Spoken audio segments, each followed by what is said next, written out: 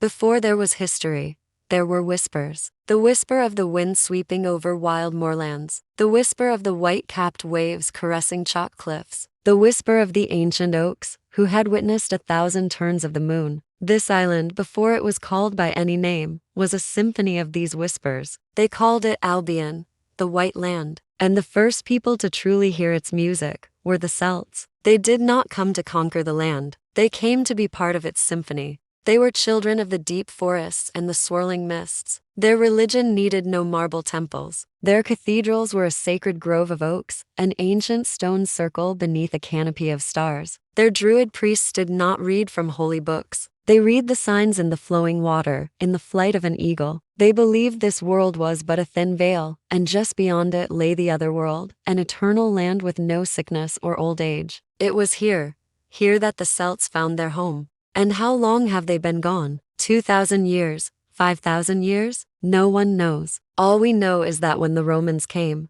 they found this land occupied. There were towns and cities, roads and farms, and yet the old ways were still strong. When Julius Caesar landed on these shores in 55 BC, he wrote of the warriors of this island, of their fierce independence and strange customs. He was fascinated by their druids, whom they called the Galavidiani, whose shaved heads and long white beards made them look like ghosts. He watched them sacrifice white horses at their altars, and he saw them hurl themselves into the sea after a battle rather than surrender. Caesar had come to conquer, but he had underestimated his enemy, for these warriors did not live only on this earth, but also on another, an eternal plane where nothing was lost. So while Caesar left Britain forever, the Celts never really left. They are here, woven into the landscape itself. These rolling hills of southern England are all that remains of the great kingdom of the Catavalani. Once it stretched for 100 miles from the Thames to the Chiltern Hills. Today, it's a place of sheep and shepherds, of hawthorn hedges and birdsong. But 2,000 years ago, it was a land of kings and chieftains, of fullers and chariots. The Catavalani were a tribal people, but every tribe had one thing in common, a reverence for the old ways. They worshipped a pantheon of gods that were older than language, whose names had been lost to time. They built their homes from wood and wattle, and their fields from the bones of the dead. Even the great King Kajadubnus followed the old ways. He minted his coins in the shape of the crescent moon, and the image of his wife, Queen Tassiovanus, was stamped on the reverse. While Rome may have had its legions, the Catavalani had something else, something more powerful, an unbroken connection to the past. This is Silbury Hill, the largest man-made mound in Europe. Built around 4,000 years ago, it is older than Stonehenge, older than the pyramids of Giza. No one knows who built it or how they moved the earth and the chalk to create this perfect cone. Some say it was the Celts, but others say it was the Romans. The truth is, it was built by neither. It was built by the ancestors of both. Long before the Celts arrived, this land was home to other people, the Beaker folk. They lived in a world without kings or queens, a world of small clans and big dreams. They left behind shards of pottery that tell us much about their lives. These shards are known as beaker because of their distinctive shape, but to some they are more than just pottery. They are relics of a lost culture, each shard a piece of a shattered past. The Beaker folk were not a warlike people. They lived in harmony with the land, taking only what they needed and giving back in kind. They buried their dead with fullers and chariots, and they marked their graves with great mounds of earth. The Romans would come later, bringing with them their legions and their legions of slaves. They would pillage the land, killing the native Britons and selling the survivors into slavery. But even they could not wipe out the memory of the Beaker folk. Their mounds are still here, scattered across the landscape like the bones of giants. And if you listen closely, you can still hear the whispers of their voices. When the Roman Empire fell, the Celts returned to Britain. They had been gone for 5 centuries, but they came back as if they had never left. They rebuilt their society and their way of life. They intermixed with the native Britons and became one people again. But this time, they were different. They brought with them new ideas and new ways of thinking. They had traveled far and wide, and they had learned much from other cultures. They had seen the power of Rome, and they knew that to survive, they needed to change. So they began to adapt. They adopted some of the customs and traditions of the Romans, but they also held on to their own heritage. They created a new culture that was a blend of old and new, of Celtic and Roman. and this culture flourished for centuries. It was a golden age for the Celts. They were free to practice their religion and their way of life. They were able to trade with other cultures and learn from them. They were at peace with their neighbors, and their society was stable and prosperous. The Romans would try to come back and conquer Britain, but the Celts would fight them off. They would stand in the rain and the mud and the blood, and they would fight for their freedom. And in the end, they would win. The Celts would remain in Britain for centuries, and they would leave their mark on the island. They would build monuments that are still standing today, such as Stonehenge and Avebury. They would create works of art that are still admired today, such as the Tara Brooch. They would leave behind a legacy that would inspire future generations. Then in the 5th century, everything would change. The Romans would come back and conquer Britain. The Celts would be pushed to the fringes of the island, and their culture would be suppressed. But the Celts would not be defeated. They would hide in the forests and the mountains, and they would wait for their chance to come back. And when it did, they would be ready. In the 9th century, the Celts would rise again. They would create a new kingdom in the heart of Wales, and it would become the most powerful kingdom in Britain. It would be called Gwynd, and it would last for centuries. But in the 13th century, it would be conquered by the English. The Celts would be pushed to the very edge of Britain, and their culture would be all but forgotten. But the Celts would not give up. They would continue to practice their religion in secret, and they would wait for their chance to come back. And when it did, they would be ready. In the 18th century, the Celts would rise again. They would create a new nation in the west of Ireland, and it would become the most powerful nation on the island. It would be called Ireland, and it would last for centuries. But in the 20th century, it would be conquered by the English. The Celts would be pushed to the very edge of Ireland, and their culture would be all but forgotten. But the Celts would not give up. They would continue to practice their religion in secret, and they would wait for their chance to come back. And when it did, they would be ready. For the Celts are a people who cannot be defeated. They are a people who always find a way to come back. They are the children of the mist and the children of the earth, and they will always be here. They were a people of extremes, a small highland tribe at the edge of Europe, home to some of the most beautiful women in the world. They lived under a canopy of wolves and mist, where the air was thick with magic. Ireland's greatest gift to the world. It is here that I want to start this episode because when we think of ancient Ireland, we often focus on one thing: their art. The books, the manuscripts, those delicate hands holding an animal skin aloft like a painter's palette. What I want to show you today are the things they made for war, the weapons forged in the fires of their spirit, the armor and tools of survival. These to go hand in hand because for the Celts of Ireland, every object had a soul and that soul was shaped by the intent of its maker. And nowhere is this more apparent than in what might be the most brutal weapon of war ever conceived, the shillelagh. In Irish, it's called the Caomhanac. To make one was a ritual. You started with a hawthorn branch from a tree planted by lightning, stripped it of leaves, then placed it in the ground, wrapping the base with raw sheepskin so it wouldn't warp. Then they waited 9 months, turning the branch occasionally, waiting for it to draw power from the earth, which would have been very real, because the Celtic peoples were keenly aware of the energy that flowed through the natural world.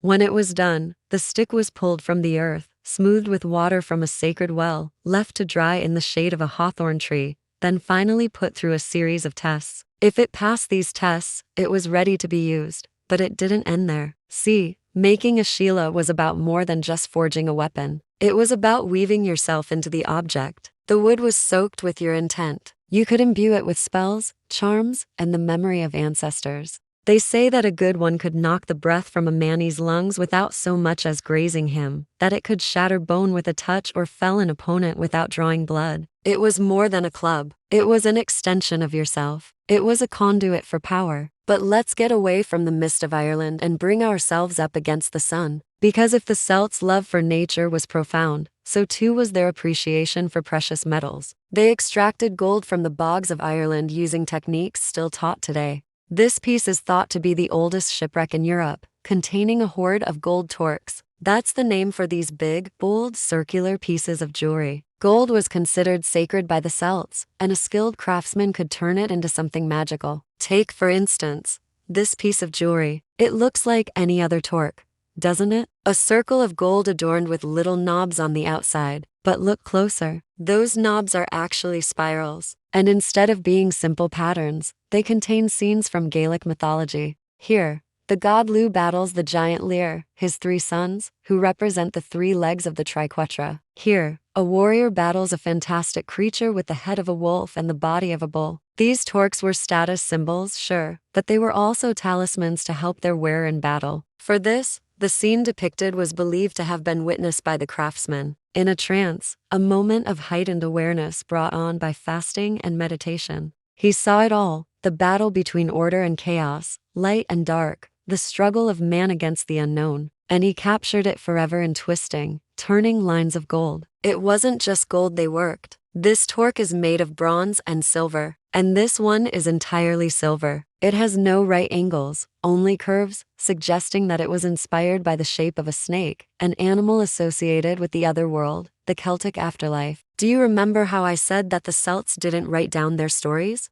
They kept them in their heads. Well, take a look at this. Can you read it? Of course you can't. This isn't a secret language, but Ogham. It's an alphabet of sorts, but instead of letters, it uses lines, notches, and dots carved into stone, usually on standing stones. The system is still mysterious, but scholars believe each symbol represented a different sound. You can even translate it into Latin. This stone tells the story of a man named Quarper who went to the Tuatha De Danann, the Celtic gods, and asked them to teach him their secrets. They agreed, but warned him not to tell anyone what he learned. He returned home and taught his followers, but when his brother came to learn the secrets, he refused. The gods were angry and struck him dumb, but his sister came to the rescue, distracting the gods long enough for Quarper to get away. And so he was spared, but was cursed to never speak again. These stones acted as signposts to the other world. Standing in the landscape, reaching towards the sky, they were meant to aid travelers on their journeys, both physical and spiritual. Sometimes they marked burial sites, sometimes they demarcated boundaries, and sometimes, just sometimes, they served as a reminder of a lesson learned. But let's move from Ireland to France, where a Celtic prince once gifted a shield to a woman who would become Queen of England. This shield is nothing fancy. It's covered in paint, has some nice detailing around the boss, but what really makes it special is who owned it. This shield belonged to Eleanor of Aquitaine, who you might know as the ex-wife of Henry II, the King of England. Before she was married to Henry, she was married to her cousin, Louis VII, the King of France, and she fought alongside him, carrying this shield emblazoned with the royal coat of arms of Aquitaine. It's hard to say how much fighting she actually did. Some sources suggest she was a warrior princess, while others claim she was more of a political pawn. But what's clear is that the Celts took women warriors seriously. Look at this statue, for instance. We don't know her name, but we do know that she was a warrior. Her cloak is flying behind her, her hair flows across her face, her expression is fierce and wild. And check out her belt. On the front, a big old knot. In the center, two smaller knots, one on top of the other. And on the ends, you've got these little spirals. This is a triskelion, a motif commonly associated with women warriors, found in many places throughout the Celtic world, including this shield boss from Ireland, which itself is modeled after this brooch from Brittany. But this shield was made in the 12th century, long after the Roman invasion of Britannia. And while it contains elements of Celtic design, it also shows the influence of the Romans and other cultures who conquered the Celts. The Celtic world was not static. It changed and adapted over time. While this shield may not be purely Celtic in style, it is still important because it shows us how long these traditions lasted and how influential the Celts were even after their way of life was, quote-unquote, conquered. Finally, I want to return to the Druids, the holy men who guided the Celts toward a deeper understanding of themselves and the world around them. They weren't priests in the modern sense. They didn't offer sacrifices to a deity. Instead, they were more like counselors, guides who helped others discover their own inner wisdom. They also served as judges, settling disputes and helping people find a better path. But it was their knowledge that set them apart. They knew the stars and used them to predict the future. They understood the cycles of nature and used that knowledge to help farmers and hunters. And they memorized everything: stories, genealogy, laws, rituals, history. All of it was held in the minds of the Druids, passed down from teacher to student. For them, knowledge wasn't just power, it was magic. So the next time you think of the Celts, I want you to think of the full scope of their culture, the highs and the lows, the beautiful jewelry and the terrifying war cries, the wisdom of the Druids and the brutality of the warriors. They were a people of extremes, and it's that complexity that made them so fascinating. So here's one thing that we can learn about the Celtic tribes. Despite what many people think, they weren't a bunch of warring barbarians. The reality is far more nuanced and complex than that. They taught that the physical world was merely a dream, a faint reflection of the other world. And the border between these two realms was at its thinnest on the night of Samhain, when spirits could walk the earth. It was a world of magic, of honor, and of a wild, untamed freedom. Each tribe was a kingdom, each chieftain a king. They made alliances, they traded, but they also fought constantly amongst themselves. A chieftain from the Catalani tribe might see a chieftain from the Iceni as a mortal enemy. This division, this tribal pride, was in their blood. It was both their strength and their tragedy. Because while they were busy fighting their neighbors, they failed to notice that on the other side of the narrow sea, a different world was taking shape. A world of order, of logic, of numbers and blueprints. A world that believed all roads must lead to Rome. And Rome, it was beginning to cast its long shadow upon this island of myths and legends. Welcome to Fire of Learning. Today we are going to be looking at the Celtic tribes who lived in Great Britain during the Iron Age, the ancestors of modern-day Wales, Scotland and Ireland. But before we get into the video, if you love anything to do with history, then check out my new channel where I'll be sharing everything from historical tales to book reviews and everything else in between. Now back to the video. So first of all, let's address the elephant in the room, because it seems that most people think that the Celts were a bunch of warring tribes who hated each other and were at each other's throats all the time. However, the reality was far more nuanced than that. Yes, there were certainly instances of warfare between the various tribes, but this was not constant. There was also trade, diplomacy, and intertribal cooperation. In fact, it was quite common for individuals to belong to more than one tribe through marriage or by being part of a wider political alliance. These alliances were often formed through kinship ties, such as the Godwinson, which linked together various tribes across northern Britain. And it was unusual for chieftains to have multiple wives and for their sons to inherit different kingdoms through each of their mothers. For example, Cunobeline, the king of the Catalani, had a son named Admenorix, who became king of the Catalani after his father's death. However, Cunobeline also had another son, possibly through one of his other wives, who was named Caraticus, and who became the king of the Brigantes.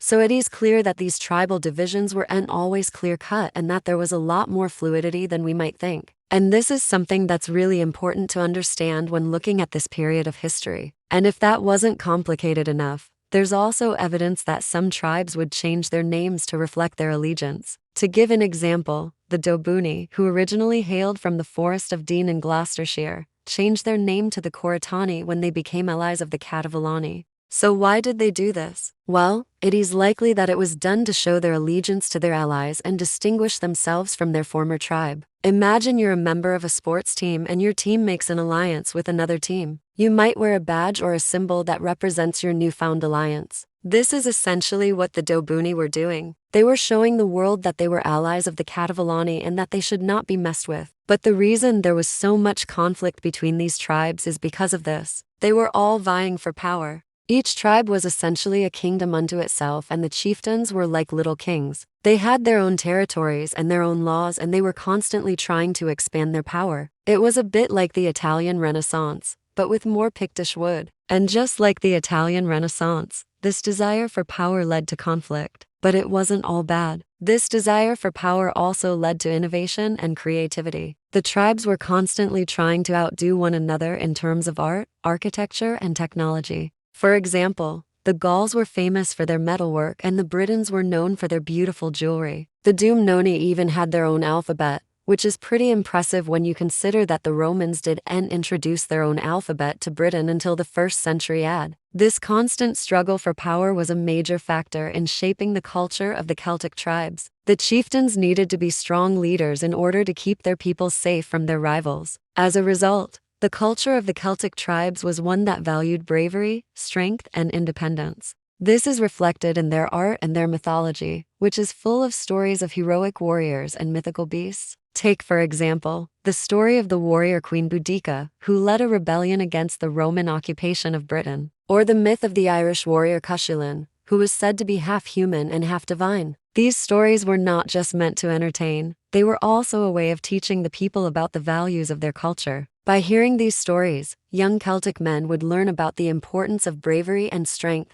Another way that the constant struggle for power shaped the culture of the Celtic tribes was by encouraging them to form alliances. As we mentioned earlier, the Celtic tribes were constantly at war with each other, but they were also constantly making alliances. This was because no single tribe was powerful enough to dominate the entire island of Britain. Therefore, they needed to work together if they wanted to stand a chance against the Romans. As a result, the Celtic tribes developed a culture of diplomacy and cooperation. They learned how to negotiate with each other and to compromise in order to achieve their goals. This is evident in the archaeological record, which shows that the Celtic tribes were engaged in a lot of trade with each other. They exchanged goods such as metalwork, pottery, and jewelry, and this exchange of goods also led to an exchange of ideas and customs. The Celtic tribes were not a homogeneous group, and there were significant differences between them. However, this diversity was actually a strength, as it allowed them to learn from each other and to adapt their own cultures.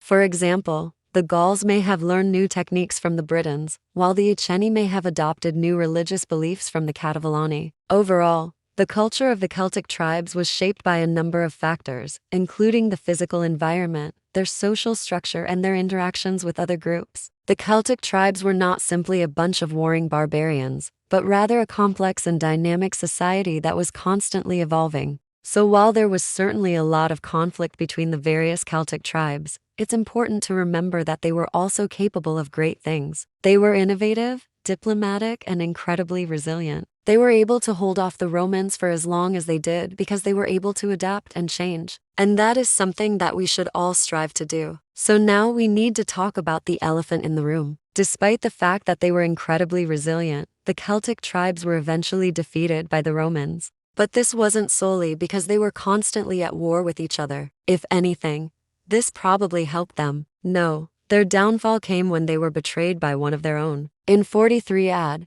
the Roman Emperor Claudius invaded Britain with a force of about 10,000 soldiers. This invasion was a response to the growing power of the Catavilani tribe, which posed a threat to the security of the Roman province of Gaul. The Romans were able to quickly defeat the Catavilani and other local tribes, but they soon encountered resistance from the Iceni tribe, which was based in East Anglia. The Iceni were led by King Persutigus, who had formed an alliance with the Roman Emperor Caligula. However, upon Persutigus' death, his widow Boudica took over the throne and led a revolt against the Romans. Despite the Romans' superior military technology, the Iceni and their allies inflicted a number of defeats on them. However, the revolt was eventually put down and the Iceni were defeated. This victory allowed the Romans to conquer the rest of Britain without much resistance. The conquest of Britain by the Romans was a significant event in British history, marking the beginning of Roman rule and the end of Celtic independence. The Romans brought with them new ideas and innovations,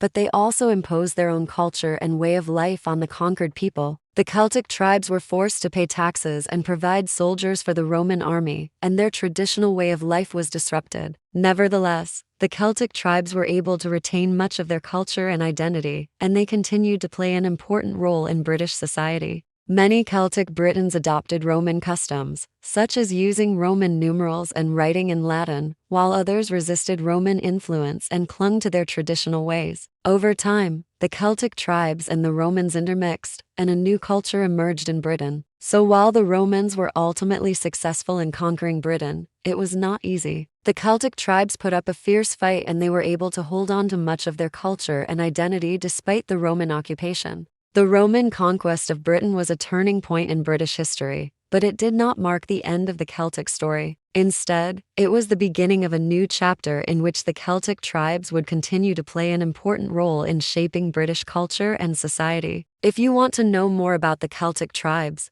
then you should definitely check out my other videos. Thank you so much for watching, and I'll see you next time. Rome fell in love with Britain because of the wealth buried beneath its soil, so it sent an army to mine for it. But what Rome did not know was that Britain was not an easy target. The natives were fierce warriors who lived by their own laws and followed their own customs. It was a great challenge for Rome, and it quickly became clear that this small island would become one of Rome's greatest conquests. This is a tale of conquest, rebellion, and revenge, of one of Rome's greatest military defeats and the woman who planned it. This is the story of Boudica. When the Romans first arrived on the shores of Britain, it was a disaster for them. It was 54 BC and Julius Caesar had just landed in Kent with his troops. He expected an easy victory over the local chieftain, but he got so badly beaten that he had to flee back to Gaul. 5 years later, he returned with more troops and won the Battle of the Cativalani. In this battle, he fought against Cassivellaunus, who may have been the richest and most powerful ruler in Britain at the time, and he killed many of his warriors. But he couldn't capture Cassivellaunus himself, and so Caesar left Britain again, never to return. But Caesar's failures did not stop Rome. It took nearly a century, but eventually Rome managed to conquer Britain. Rome was led by 3 men, Aulus, Plautius, Astorius Scapula and Agricola. They conquered the island little by little, pushing deeper into the interior. Rome also constructed a series of forts all around the island to hold off any Celtic attacks. These forts were connected by a road network, and within decades, the whole island was under Roman control. By the year 78 AD, Rome's grip on the province was firm. It was divided into 3 administrative regions, Britannia, Britannia and Britannia. There were Roman governors appointed to each region, and everything was going according to plan. Rome had brought law and order to the island, as well as a new road network, cities and settlements, aqueducts, coins, a language and wine. However, the conquest had been costly and Rome still didn't have full control. There were frequent rebellions and Rome had to send additional forces to put them down. In fact, the next decade saw a brutal war against the Brigantes tribe in northern England. The governor Gaius Suetonius Paulinus crushed the rebellion and made the Brigantes submit. But this victory had a price. While the governor was away fighting, Rome's defenses were abandoned. This created a power vacuum which was filled by Boudica. Boudica was the queen of the Iceni tribe, but she wasn't born into royalty. She was born into slavery. But when the Iceni tribe was attacked by the Romans, her father led a revolt against the invaders. During the revolt, the young girl was taken prisoner by the Romans, but after her father's death, they gave her back to the tribe. It's not certain if she was married off to a Romanized Celt or a fully Roman senator, but we do know that she married Persutigus, who was both king of the Iceni and Rome's ally. They ruled over an empire stretching from the river Humber to the Wash and from Norfolk to Suffolk. Together, they had 2 daughters, and they named their capital Camulodunum, which is now Colchester. They tried to live like the Romans, adopting Roman culture and learning Latin, but they always remained faithful to Rome. When Persutigus died, his will left half of his kingdom to Nero. He hoped this would guarantee his family's safety, but he had miscalculated. When Rome received half of the kingdom, it decided it didn't want to share. Rome took the whole kingdom and enslaved the entire population. Even Persutigus' widow and daughters were treated as slaves. This humiliation could not be tolerated. And so Queen Boadicea prepared for vengeance. She raised an army and marched against the Roman fortresses, killing everyone inside. But her biggest target was the city of Camulodunum, where Rome had imprisoned her daughters. As Boudica's army approached the city, Rome sent a detachment of soldiers to deal with her, but they were completely wiped out. The next day, Boudica entered the city and slaughtered every man, woman, and child. After finishing her revenge, she set her sights on the province's capital, Londinium. Along the way, she stopped at another Roman city, Verulamium, and did the same thing. Now, while these massacres were happening, Rome was finally realizing it had a problem. Suetonius was recalled from his campaign in France and ordered to put down the rebellion. And so he did. Suetonius defeated Boudica's army, but the queen escaped. But Rome had lost hundreds of lives and thousands of soldiers during the campaign. And even worse, 4 of its most important cities were in ruins. Never before had the Roman army suffered such heavy losses in one province. To restore Rome's honor, Suetonius offered Boudica's daughters as sacrifices, then crucified them in front of her. Soon after, he found Boudica in the forest near Colchester and executed her. Her head was cut off and sent to Camulodunum, where it was paraded through the streets. But despite the executions, the rebellion continued for years after. For nearly a century, Rome had to fight against the tribes of Britain, until finally, in the year 88, Rome managed to subdue the island once and for all. After Boudica's execution, Rome rebuilt its cities and turned the island into a prosperous province. Today, there are still traces of Boudica's rebellion. Historians debate if she ever existed or if she was just a legend. But one thing is certain, Rome never forgot the defeat it suffered at her hands. The story of Boudica is one of the most famous in British history, and throughout the ages, she has become a symbol of resistance against tyranny. The fact that Rome had to fight such a small tribe shows how strong the Britons were. They were known as the fiercest warriors in Europe, and when they fought together, they were unstoppable. In fact, Rome never managed to fully conquer Britain. Even 2,000 years ago, the native Britons knew how to use guerrilla warfare tactics, hit and run raids and ambush. Rome was a superpower with unlimited manpower, but they never managed to defeat the Britons in open combat. And that's why the Romans respected them. Boudica herself was a symbol of Britain's strength. She was a queen, a warrior, a strategist, and a mother, willing to do anything to protect her family and her people. Her story inspired generations of Britons, and it's no wonder why. Here was a woman who dared to defy the might of Rome and give it the battle of its life. So today, let us remember Boudica, the warrior queen of the Britons, and all the Britons who fought for freedom against the Roman invaders. We should also remember those Celts who lived here 2,000 years ago, who were experts in hunting wild boars, wolves and deer, who tracked their prey through the forest and fended off bears and other predators. They built round houses out of wood and thatch, and they worshipped nature. They believed that trees, rivers, and animals were all sacred. They lived simple lives, but they were free, and that's why Rome wanted to conquer them. It wanted their freedom. Today, most people don't know about the Celts, but they should. They were a brave and honorable people who lived by their own laws and customs. They were experts in battle, and they were also peaceful people who loved nature. The Celts were a true civilizational shock. They believed in magic and witchcraft, and they were skilled in healing and herbalism. They believed that the dead could communicate with the living, and they held elaborate funeral rites for their dead. They also believed in an afterlife, and they thought that only the bravest warriors could reach it. And it was this belief that led to the creation of some of the most iconic Celtic symbols, such as the Celtic cross and the triquetra. The Celtic cross is a symbol of courage, strength, and faith. It represents the intersection of the spiritual and the material world, and it reminds us that we can find light in the darkest of times. The triquetra, on the other hand, is a symbol of balance, harmony, and nature. It represents the three elements of earth, air, and fire, and it reminds us of our connection to the natural world. These symbols are still used today by millions of people around the world, and they serve as a reminder of the rich culture and history of the Celts. If you want to learn more about the Celts, then I encourage you to read books about them and watch documentaries about them. You can also visit museums and archaeological sites to learn more about them. Let us never forget the Celts and their rich culture and history. Let us celebrate their bravery, their honor, and their love of nature. If you enjoyed this video, please consider subscribing. Thanks for watching. Did you know there was a queen who took on the Roman Empire and almost won? Her name was Boudica, queen of the Iceni tribe in what is today Eastern England. And she is a legend. And so this is the story of Boudica, the only woman who ever led a successful revolt against the Roman Empire. Part 2, because I have told you the story before. But now it is time for more, much more. So let us begin in AD 60 when Rome was at peace. There were no barbarians at the gates, no civil wars brewing, and no great personages plotting in the shadows. It was one of those rare moments in history when fortune smiled upon Rome and Rome in return smiled back. Nero was emperor and he was but a child. His mother, Agrippina the Younger, was the power behind the throne. Rome was prosperous and its people were happy. And in that far-flung province of Britannia, things were also going well. The conquest of Britannia by Aulus Plautius in AD 43 had been swift and decisive. Only the remotest parts of the island remained outside Roman control. In the south and the east, Roman legions maintained a strict military occupation.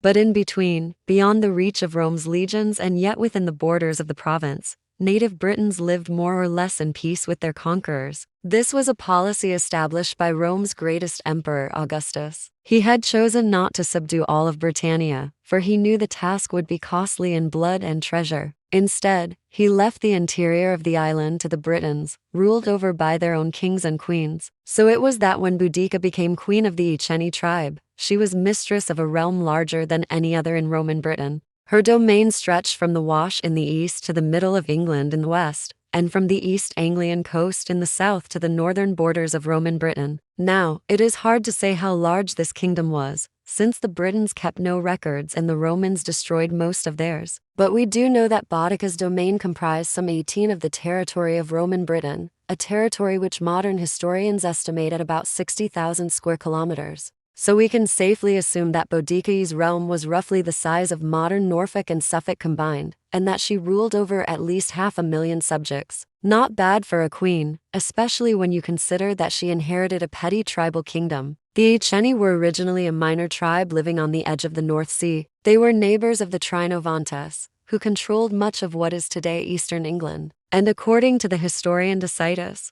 they were not particularly powerful, though they may have been numerous. Now, as with all ancient peoples, it is hard to tell whether a tribe was powerful or not. The Romans believed size and martial prowess went hand in hand, so if a tribe was large, then clearly it was powerful too. By this standard, the Iceni were not a powerful tribe, but if we discard the Roman perspective and instead look at the archaeological record, then the Iceni, like many other so-called minor tribes, seem to have been quite sophisticated. Their hill forts, such as that at Black Barrow on the River Lark, are impressive structures that could house several thousand people. Moreover, the Iceni had adopted the art of ironworking from their neighbors, the Trinovantes, and had become expert metalworkers. Finally, they farmed the rich lands of the fens, which gave them a food surplus and enabled them to build large communities. Clearly, the Iceni were a sophisticated people, and thanks to their neighbors, the Trinovantes, they were also wealthy. But the question is, why did they live in such a small kingdom? Why weren't they much larger? Well, the answer is war. War with the Trinovantes. The Iceni fought many battles against their neighbors and they lost. In the process, they shrank into a tiny state. Yet in the end, it turned out to be a blessing in disguise. For while they had lost territory, they had gained something even more valuable, peace. For nearly 40 years, the Iceni enjoyed calm and quiet on their small patch of land. Trade flourished and peace reigned. It was a golden age, and Prasutagus, the king of the Iceni, wanted it to last forever. So he made a will bequeathing his kingdom to Rome, hoping that the Romans would respect the wishes of his dead. He certainly thought he could trust the word of the emperor, the great Claudius, for he had helped Claudius to conquer Britain and had received a noble dinner as a reward. But Rome didn't honor the dead king's last wishes, and instead of letting the Iceni continue to rule themselves, Rome annexed their kingdom and made them a client state, paying lip service to their old kings and queens, but stripping them of all real power. At first, the Romans respected Boudicca, the widow of Prasutagus, as queen, but soon that changed. Rome wanted the submission of the Iceni, not their friendship. And so it was that the Romans began to meddle in the internal affairs of the Iceni, taxing their farmers, seizing their property, and beating their warriors. Soon, the Iceni were seething with resentment, and Boudicca was determined to do something about it. Now, I must tell you here that we do not know what really happened. Our only source is the Roman historian Tacitus, who wrote about a century after the events he describes, and his narrative is colored by his intense dislike for the Britons. He calls them a race of perfidy, says that they were naturally warlike, and asserts that they had no legal code or system of weights and measures. Clearly, Tacitus disliked the Britons, and so he must be treated with a healthy dose of skepticism. Still, it is likely that Rome's annexation of the Iceni was unpopular. The Iceni had never submitted to Rome. They had fought against their conquerors, and it is unlikely that they welcomed Roman rule, so it is probable that resentment grew apace. Indeed, so great was the discontent that when Boudicca's 2 daughters married 2 Roman knights, Cativolani, king of the neighboring Cativolani tribe, took advantage of the situation to start a rebellion. He kidnapped the 2 princesses and used them as pawns against Rome. This outrage compelled the Iceni to take arms and Boudicca led them to war. As the Iceni swept aside the feeble Roman resistance, it became clear to all that the natives of Britannia could beat Rome in the field. Encouraged by this success, more tribes rose up and soon it was clear that a full-scale revolt had broken out. And rise up they did, 100,000, then 200,000 strong. They were a tsunami of hatred. They fell upon Camulodunum, the Roman capital of Britannia. They slaughtered every last inhabitant, men, women, children. They razed the city to the ground. Then they marched on Londinium, the bustling commercial center. They burned that too. An estimated 70,000 Romans and their collaborators were killed in the uprising. For a brief, glorious moment, Boudicca had succeeded. She had shown Rome the face of fear. But Rome was an empire built on fear. The Roman governor, Suetonius Paulinus, gathered his legions. Though heavily outnumbered, perhaps 10,000 to her 200,000, his men were professional soldiers. The final battle was a massacre. Roman discipline triumphed over Celtic fury. Tens of thousands of Boudicca's followers were slain. Seeing that all was lost, Boudicca drank poison. She died as she had lived, a free queen. Now, I must tell you that the ending is not certain. Other sources suggest that Boudicca was captured by the Romans and executed, but that tale is a later invention designed to blacken the memory of the great queen. The truth is, we simply do not know how she died. In the end, Boudicca failed. She lost her life and her kingdom, but in doing so, she accomplished something even greater. She showed Rome that it was possible to defy the might of the empire, that it was possible to strike a blow for freedom, even if in the end you lose. To the Romans, Boudicca became a symbol of the wildness of the Britons, a symbol of the dangers of the barbarian world. But to the Britons, she became a folk hero, an icon of freedom. Even the Romans respected her, for though she had lost, she had given them a hard fight. And in the centuries that followed, the memory of Boudicca endured. Long after the Romans had departed Britannia, long after the Anglo-Saxons had conquered the island, long after the Danes and the Normans had come and gone, Boudicca was still revered by the English. Geoffrey of Monmouth, writing in the 12th century, called her the English Joan of Arc. Shakespeare put her on the stage, and the Victorians made her the subject of paintings and poems. Today, a statue of Boudicca stands in Parliament Square, London, a tribute to the one British queen who dared to defy Rome and almost brought it to its knees. So if you've seen Gladiator, you may remember this. A grizzled old warrior, the slave-turned-gladiator Maximus, confronts his old nemesis, Commodus, atop a tower in Rome. The two square up against each other and prepare to duke it out. But then Commodus pulls out a dagger and taunts Maximus to kill him. And he does. Maximus pushes Commodus off the tower and then stands triumphantly as the citizens of Rome cheer him as a hero. But before he can enjoy his victory, a swarm of soldiers come and seize him. They drag him away to be executed, ignoring his pleas that he has just saved Rome from the clutches of a tyrant. He is dragged through the streets past those same cheering crowds until he reaches the Colosseum, where he is thrown into the lion's den. Now, I could say that Gladiator is one of my favorite movies, but let's be honest, we all know that. Today, we are going to talk about why Maximus never stood a chance, because while the ending of Gladiator is pretty exciting, it just isn't historically accurate. You see, it turns out history has a few things to say about the fate of Rome's conquerors. History has a few things to say about Britain's conquerors. In fact, history has a lot to say about how stories end. So let's talk about how the story of Boudicca ended. Let's talk about Boudicca's rebellion. After Suetonius Paulinus marched his legions into Mona, Boudicca did something really smart. She got out of there and prepared an ambush. The Romans would have to pass through her territory on the way back to their bases, and she planned to intercept them and destroy them. Now, the sources we have for this story come from Roman historians, and they aren't exactly kind to Boudicca. I talked about that in the last episode, so I'm not going to rehash it again here. But essentially, they paint her as a crazy, bloodthirsty woman who cut men's balls off and sewed them up in the sacks to make pillows. And while it's possible that some of that stuff happened, it is also possible that those Roman historians were just trying to make Boudicca look as monstrous as possible to justify the massive violence that the Romans used to put down her rebellion. When Suetonius finally came through her territory, she attacked. And according to Cassius Dio, she nearly destroyed him and his legions. Here's what Dio wrote: "But the Britons, under the leadership of one Queen Boudicca, a woman of royal lineage, rose in rebellion against the Romans and took up arms, she who had been wronged by the governor Suetonius in that he had scourged her people and the neighboring tribes with whips and had violated the women." Even the Roman soldiers were astonished at the fierce valor of the Britons, for they fought, each one as if he were a lion, and they drove back Suetonius and his legions, though they themselves suffered no small loss. In this passage, Dio even goes so far as to praise the ferocity of the Celts, and he notes that the Romans were actually surprised by how well they fought. This passage also shows us how the Romans tried to discredit Boudicca, calling her a wronged woman when she really was a queen who led her people in war.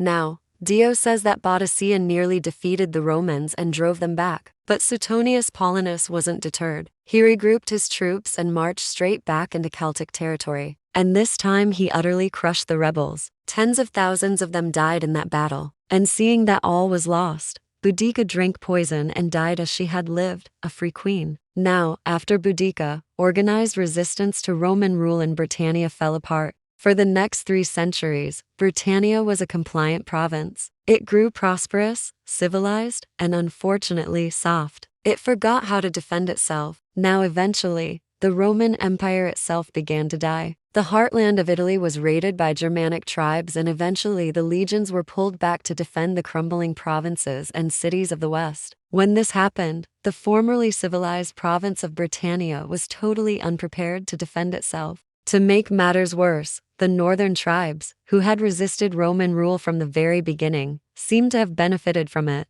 and were more than happy to take advantage of the chaos in southern Britannia. One writer described it like this: Hadrian's Wall, which had kept the Scots and Picts out of Roman Britain for 300 years, was now breached almost daily, and whole garrisons of auxiliary forts were wiped out by these barbarians. And these northern tribes weren't alone. Old allies of the Romans switched sides and joined in on the fun, pillaging across the countryside and seizing towns and cities. Among these were the Iceni, the tribe of Queen Boudica. History seems to have remembered her as a symbol of defiance against Roman tyranny. Her former allies were happy to exploit the chaos and claim the land that she had lost for them. Eventually, the Romans were able to put down most of these revolts. But it's clear that without the legions to protect them, the British tribes couldn't resist the northern tribes. One writer described the state of Britain when the legions left. Here's what he said: in short, the whole of Britain was in a dreadful state, its towns sacked and destroyed, its cultivated lands ravaged, its soil soaked in blood, its people either massacred or dispersed. It resembled a vast and desolate plain rather than a populous and flourishing province.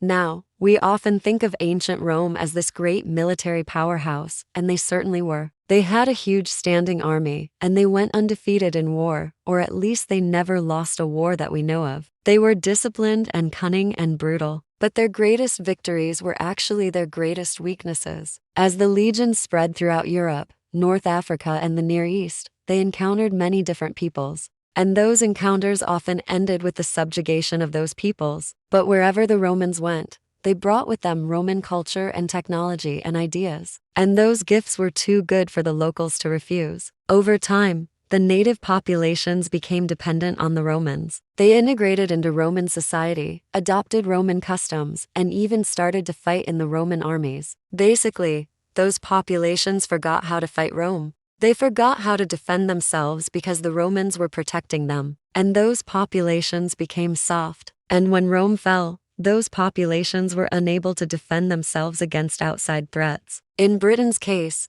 it was the northern tribes that took advantage first. Then it was the Anglo-Saxons, and then it was the Vikings. And as the native Britons were pushed further and further to the fringes of the island, they clung to life on a small strip of land in the southwest known as Cornwall. In a sense, the story of Boudica is really 2 stories. It's the story of Boudica and the story of Rome. Each story has its own merits. Each tells its own tale of ambition, power, love, vengeance, loss, but both together tell us something about human nature. They teach us that ambition and love and vengeance can go hand in hand. They show us how one person's story can be another person's history. And they remind us that stories have endings, but sometimes those endings don't feel right. Sometimes the bad guys win, sometimes the good guys lose, and sometimes we are left wondering what could have been if things had played out just a little differently. I hope you enjoyed today's episode. If you want to get more information about Boudica, check out the resources. And of course,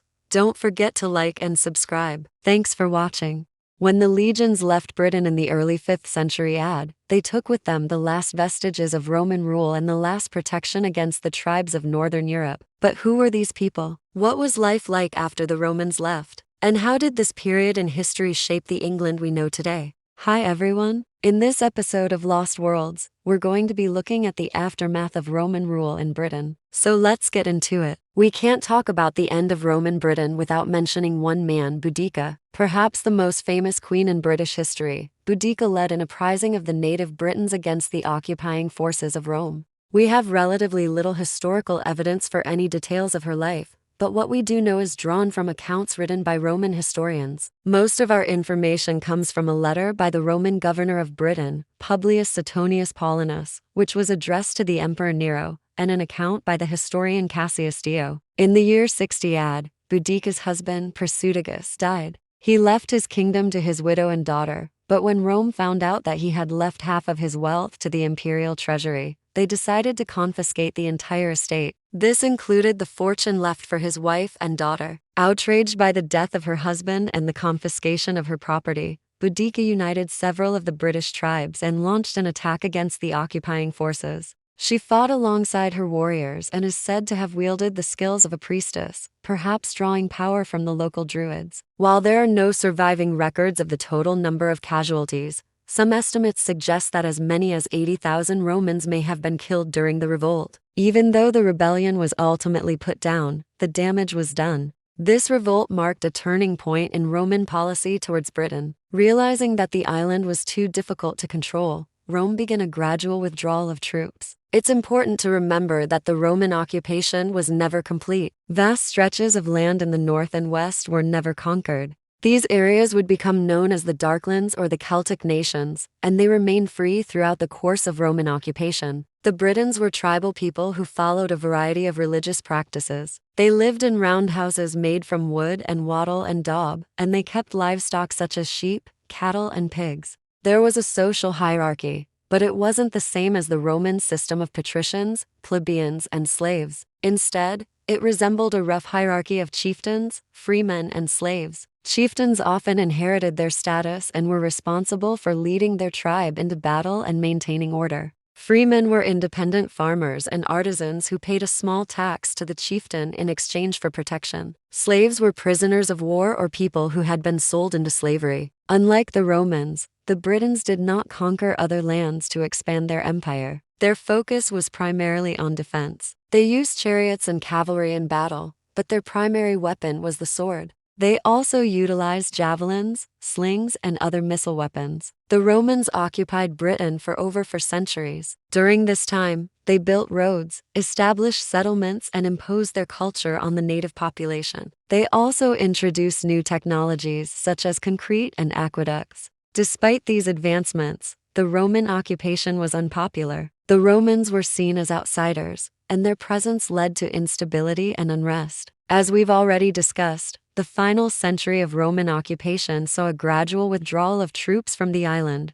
leaving the Britons to fend for themselves against the growing threat from the north. So who were these people? What kind of society had emerged after 400 years of Roman influence? Unfortunately, we don't have much historical data on the people of post-Roman Britain. However, archaeologists have discovered a lot of information through physical artifacts. This includes coins, tools, weapons, and pottery. Coins can tell us a lot about the economy of a civilization. They typically bear the image of a ruler or god on one side and the value of the coin on the other. Studying the designs on coins can tell us about the beliefs and values of a society. Tools and weapons can tell us about the technology of a civilization. For example, the more advanced the tool or weapon, the more advanced the technology of the civilization. Pottery can tell us about the daily life of a civilization. For example, the size and shape of a pot can tell us about the type of food that was being cooked. Archaeologists have also uncovered numerous pieces of artwork from this period. These pieces show a society that was still influenced by Roman art, but was also developing its own unique style. So what does all this tell us about the people of post-Roman Britain? First, we can see that they were a people in transition. They were no longer Roman, but they had not yet fully developed their own distinct identity. Second, we can see that they were a people who were trying to rebuild their society. After the departure of the Romans, they had to create their own government, their own infrastructure, and their own way of life. Third, we can see that they were a people who were living in a time of great change. The post-Roman world was a very different place than the Roman world, and the people of Britain had to adapt to these changes in order to survive. In conclusion, the post-Roman period in Britain was a time of great upheaval and change. The departure of the Romans left a power vacuum that was filled by the native Britons. These people were a mix of Roman and British cultures, and they were faced with the task of rebuilding their society from scratch. Despite these challenges, They created a new way of life that would eventually become the England we know today. Thanks for watching. If you enjoyed this video, please consider liking and subscribing. It really helps me out. Let me know your thoughts in the comments below and check out these other videos. Thanks again for watching. See you next time. When we think of ancient Rome, we picture a sprawling metropolis, home to over 1 million people, full of magnificent architecture, monumental public works, and thriving commerce. But this was only one side of the story. The reality of late antiquity was that much of Europe was undergoing massive ecological change with devastating consequences. And today, we're going to explore how these changes brought down one of the greatest empires in history. Hello and welcome to the channel. When the Romans took control of Britain in 43 AD, they inherited a land of small chieftains and tribal kingdoms. Over the next 2 centuries, they would transform Britannia into a province. Its wealth would rival the riches of the Eastern Mediterranean. Its roads and aqueducts would be a model of Roman engineering. Its cities, Londinium, Ebricum, Iscadum Noinirum, would become cosmopolitan hubs of trade and culture. But outside the towns and cities, across the wild, untamed countryside, the tribes of Britain clung to their ancestral homes. For the most part,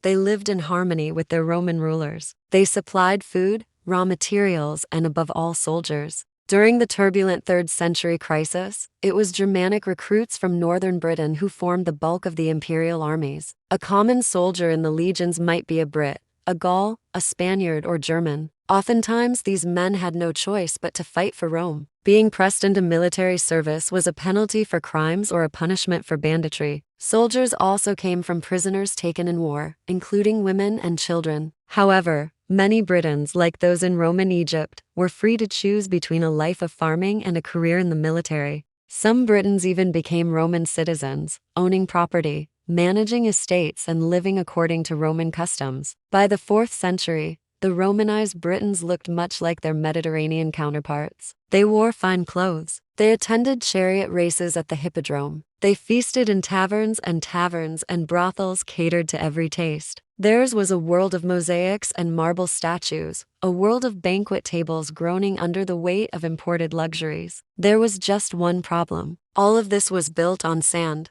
In the 3rd century, a series of volcanic eruptions in nearby Caledonia spewed forth lava and ash, killing thousands. But worse was to come. In the year 258, a tsunami inundated the low-lying coastal lands. Farms and villages were swept away. Inundated roads and bridges collapsed. Waves crashed over the crumbling city walls. Londinium was particularly hard hit. Survivors fled into the hills. For years, the North Sea rose higher and higher until one fateful winter when the water reached its peak. Waves the size of houses roared across the island. Whole fleets of Roman ships were dashed upon the beach. Coast after coast was overwhelmed by seawater and wind. Villagers and villagers fled inland, seeking refuge among the hills. Many never returned. This event, known as the North Sea transgression, caused massive coastal erosion and flooding, permanently altering the landscape of Britain. The sea now stretched farther inland, creating new inlets and estuaries. Entire counties were covered by salt water. It was a disaster of such magnitude that even the Romans could not hope to contain it. Much of southern England was abandoned, leaving behind ghost towns and haunting ruins. Villas fell into disrepair, their mosaics cracked and broken. Farmland turned into swamp and marsh. Within a few decades, these regions were unrecognizable. It was as though the island itself was being devoured by the sea. With so much of the island underwater, life as the Romans knew it was effectively over. The empire could not sustain itself. Trade routes were cut off. No more grain from Egypt. No more wine from the south of France. No more marble from Greece and Asia Minor. Food shortages and inflation racked the economy. Society fragmented into smaller and smaller groups who struggled to survive in a world without imports. So this is where our story begins. The story of the Anglo-Saxons. Into this vacuum, into this land of ghosts and ruins came new people. They did not come as a conquering army. They came in waves, like the tide itself. They came in long, open wooden boats from the marshlands and coasts of northern Germany and Denmark. They were the Angles, the Saxons, the Jutes. They were not soldiers of an empire. They were farmers, fishermen, warriors, entire families fleeing flooded homelands and endless tribal wars. They were searching not for glory, but for land. The Angles came first, landing along the river Humber in the 450s. Then came the Saxons and the Jutes, each wave of migrants bringing with them the same desperate hope for a better life. These Germanic newcomers were kindred in blood and language, but they were different in almost every other respect. They spoke a West Germanic tongue, a language that was almost completely unintelligible to the Britons. Their religion was a nature-based polytheism, with a pantheon of gods and goddesses that included Woden, Thunor, Fricko, Oster. They honored the old ways and held fast to their traditions, refusing to compromise with the paganism of the local Britons. At first, there were probably no more than 5,000 Anglo-Saxon and Jute warriors in Britain. They were a tiny minority amidst a Romanized majority. Despite being outnumbered, they managed to carve out territories along the east coast. To the Romans, these Germanic newcomers were barbarians, uncivilized outsiders, dangerous and unpredictable. They were commonly employed as mercenaries, fighting for the richest landowners against rival chieftains. It was a dangerous profession. To be a warrior was to live on the edge of the sword. Most died young, killed in battle or executed for disobedience. Those who survived often bore the scars of combat. They were a hardy breed, these Germanic tribesmen, with a taste for violence and an unquenchable thirst for new lands. They quickly learned that the Roman Britons were no match for their martial prowess. In the early 5th century, the Romano-British king Vortigern summoned the Angles to help him put down a revolt. The Britons had expected the Angles to join them in the field, but the Germanic mercenaries simply slaughtered both the British soldiers and the rebels, seizing all their arms and plunder. Realizing that he had made a terrible mistake, Vortigern tried to expel the Angles from Britain, but it was too late. The floodgates had been opened. More and more Germanic tribesmen arrived on the island, pushing deeper and deeper into the interior. The remnants of Roman Britain was utterly helpless.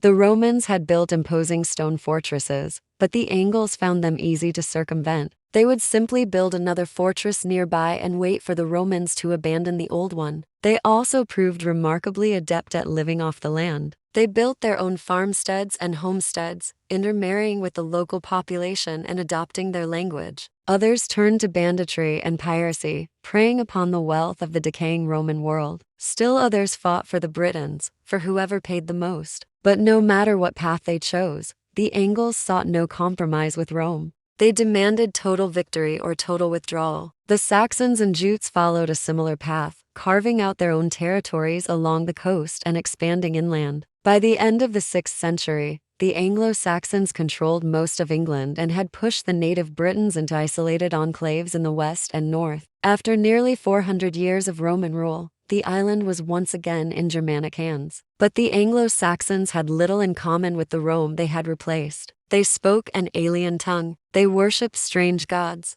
They had no interest in Roman law or tradition. They were, in fact, the antithesis of everything Rome had stood for. And yet, paradoxically, they were the heirs of the Roman past. On the one hand, they despised Roman culture, but on the other, they relied upon Roman infrastructure to thrive. They farmed abandoned Roman lands. They lived in Roman villas. They even copied Roman art. But perhaps most importantly, the Anglo-Saxons continued the legacy of Romanization, the spread of Latin throughout Europe. As the Romans had done before them, the Angles, Saxons and Jutes intermarried with the native Britons, adopted their language and absorbed their customs. The result was a cultural synthesis that was entirely new, a Germanic culture infused with Celtic art, literature, and language. This fusion culminated in the creation of Old English, which eventually evolved into the English spoken today. We can see this process of Romanization everywhere in Anglo-Saxon England. Take, for instance, the famous Sutton Hoo ship burial, discovered in 1938 near the village of Rendham.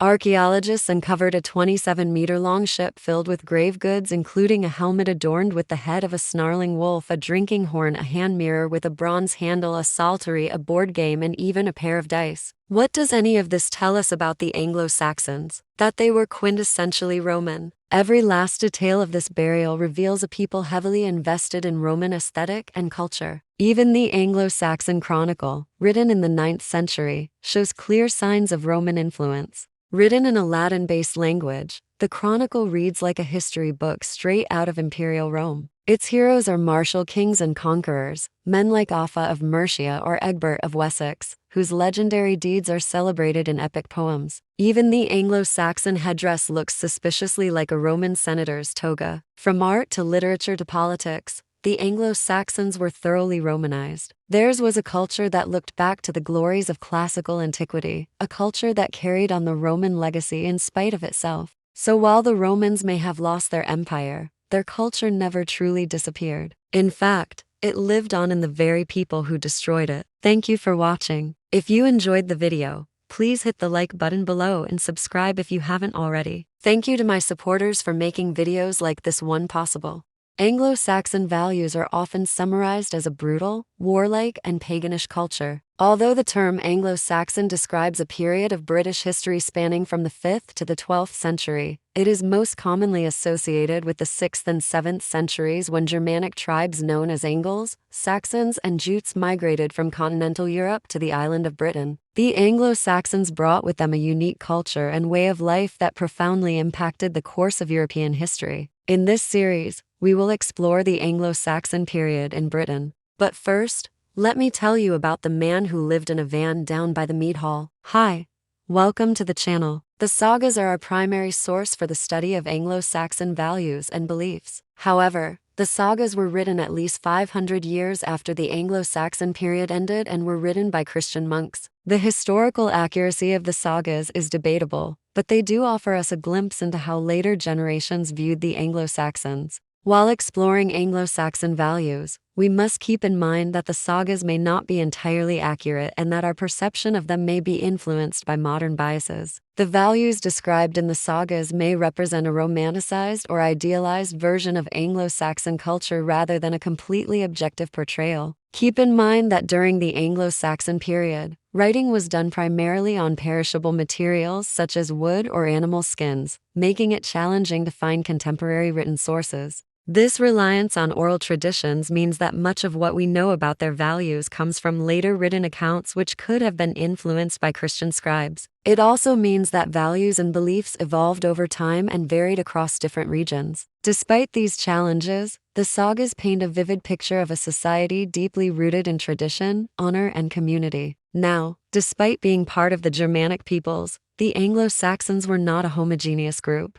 They consisted of various tribes including the Angles, Saxons, and Jutes, each with its own distinct cultural traits and history. Despite these differences, they shared common cultural features that can be categorized into core values. The first value to consider is the scop song. In Anglo-Saxon England, the scop held a significant place in society as the storyteller, poet, and singer of heroic deeds. Through their songs, the scop preserved and transmitted cultural knowledge, historical events, and heroic legends. They performed at gatherings such as feasts and councils where their songs served as a form of entertainment, education, and social commentary. Scops were highly skilled performers who composed and recited lengthy poems from memory, often accompanied by a harp. Their songs covered a wide range of topics, including tales of bravery, battles, love affairs, and the deeds of legendary heroes. One particular type of scop song that offers insight into Anglo-Saxon values is the Song of the Battle. These songs recounted the heroic deeds of warriors in battle, emphasizing courage, strength, and loyalty. They celebrated victories against common enemies and glorified the valor of the warriors who fought for their king and community. The Song of the Battle served to inspire future generations and reinforce the importance of military prowess in Anglo-Saxon culture. Another genre of scop songs that provides insight into Anglo-Saxon values is the Song of the Hero. These songs celebrated the achievements of legendary heroes and kings, emphasizing their courage, leadership, and commitment to justice. They recounted tales of heroism, often involving battles with monsters, giants, or evil kings. The songs of the hero served to inspire awe and admiration among listeners and reinforce the importance of striving for greatness. According to the scop, the world was not governed by laws and order, but by dragons and sea monsters. The Anglo-Saxons didn't live in cities with aqueducts and public baths. They lived in small villages with rudimentary huts. The scop didn't sing of abstract laws and judicial systems. He sang of heroes who fought dragons and sea monsters. He sang of courage in the face of certain death. He sang of word, a concept deeper than mere fate. Word was the unchangeable woven tapestry of destiny that governed gods and men alike. A warrior's greatest glory was to face his word with unflinching courage. Their gods were a reflection of this harsh world. Woden, the All-Father, who sacrificed an eye for wisdom. Thunor, the thunder god, whose hammer protected mankind from the giants of chaos. Tw, the one-handed god of honor and war. These were not gentle deities. They were gods for a world of long winters and bloody swords. As the Scop traveled from village to village, singing of heroes and monsters, he shaped the Anglo-Saxon worldview. When the warriors of Anglo-land went into battle, they knew they were fighting for more than just land and treasure. They were fighting for the glory of their people, the honor of their king, and the approval of their gods. Anglo-Saxon England was a violent, chaotic place. There was no standing army to protect the people from invaders. Each village was on its own to defend itself from the Vikings, the Scots, and the Welsh. The Anglo-Saxons took up arms to protect their homes and families. But war was not just about survival. It was also about honor and glory. Anglo-Saxon warriors went into battle to win fame and glory for themselves and their people. They fought against powerful opponents, defeated monsters, and won great victories. In battle, the Anglo-Saxons valued courage, strength, and loyalty. They admired warriors who fought bravely and stood up for what they believed in. Loyalty was also important. The Anglo-Saxons expected their warriors to be loyal to their king, their lord, and their people. They fought alongside their comrades and defended those who were weaker than them. Now, while the Anglo-Saxons were warriors, they weren't mindless brutes. They had a strong sense of honor and they followed a strict code of conduct in battle. They respected their enemies and they didn't cheat or lie. They also believed in treating prisoners of war fairly and they didn't torture or kill unarmed soldiers. The Anglo-Saxons were also very superstitious. They believed in fate and they thought that everything was controlled by a higher power. They took omens very seriously and they tried to avoid bad luck. For example, they believed that if a woman touched a shield, it would make the warrior inside it vulnerable in battle. So they kept women away from their weapons. The Anglo-Saxons also believed in magic and they used charms and spells to protect themselves from harm. They carried lucky charms with them into battle and they wore special clothing to ward off evil spirits. While exploring Anglo-Saxon values, it's essential to understand their deep connection to the natural world. They had a profound respect for animals and the environment, which is reflected in their art, literature, and daily practices. The Anglo-Saxons kept domestic animals such as cattle, sheep, and pigs, which played a vital role in their economy and religious festivals. They also had a deep understanding of the natural world and used plants for medicinal purposes and in their religious rituals. Furthermore, the Anglo-Saxons had a strong sense of community and kinship. They lived in small, tight-knit communities and valued cooperation and mutual support. Kinship ties played a central role in their society, and they had a strong sense of loyalty to their family and clan. The Anglo-Saxons were also very artistic and creative. They produced beautiful works of art, literature, and music that celebrated their culture and heritage. Their art often depicted scenes from nature, mythology, and everyday life, while their literature, including epic poems and religious texts, explored themes of heroism, faith, and the human condition. Finally, the Anglo-Saxons had a deep sense of hospitality and generosity.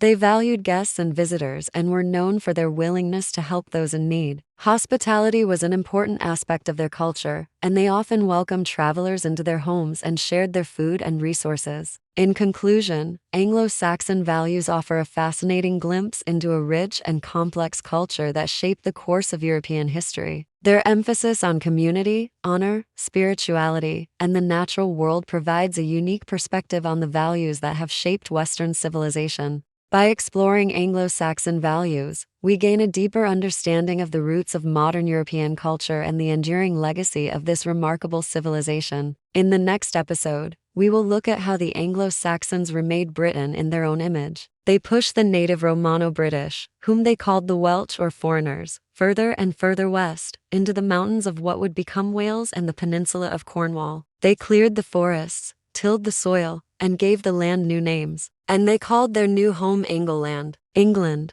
I hope you enjoyed learning about Anglo-Saxon values. If you want to learn more about Anglo-Saxon England, stay tuned for the next episode. Thanks for watching.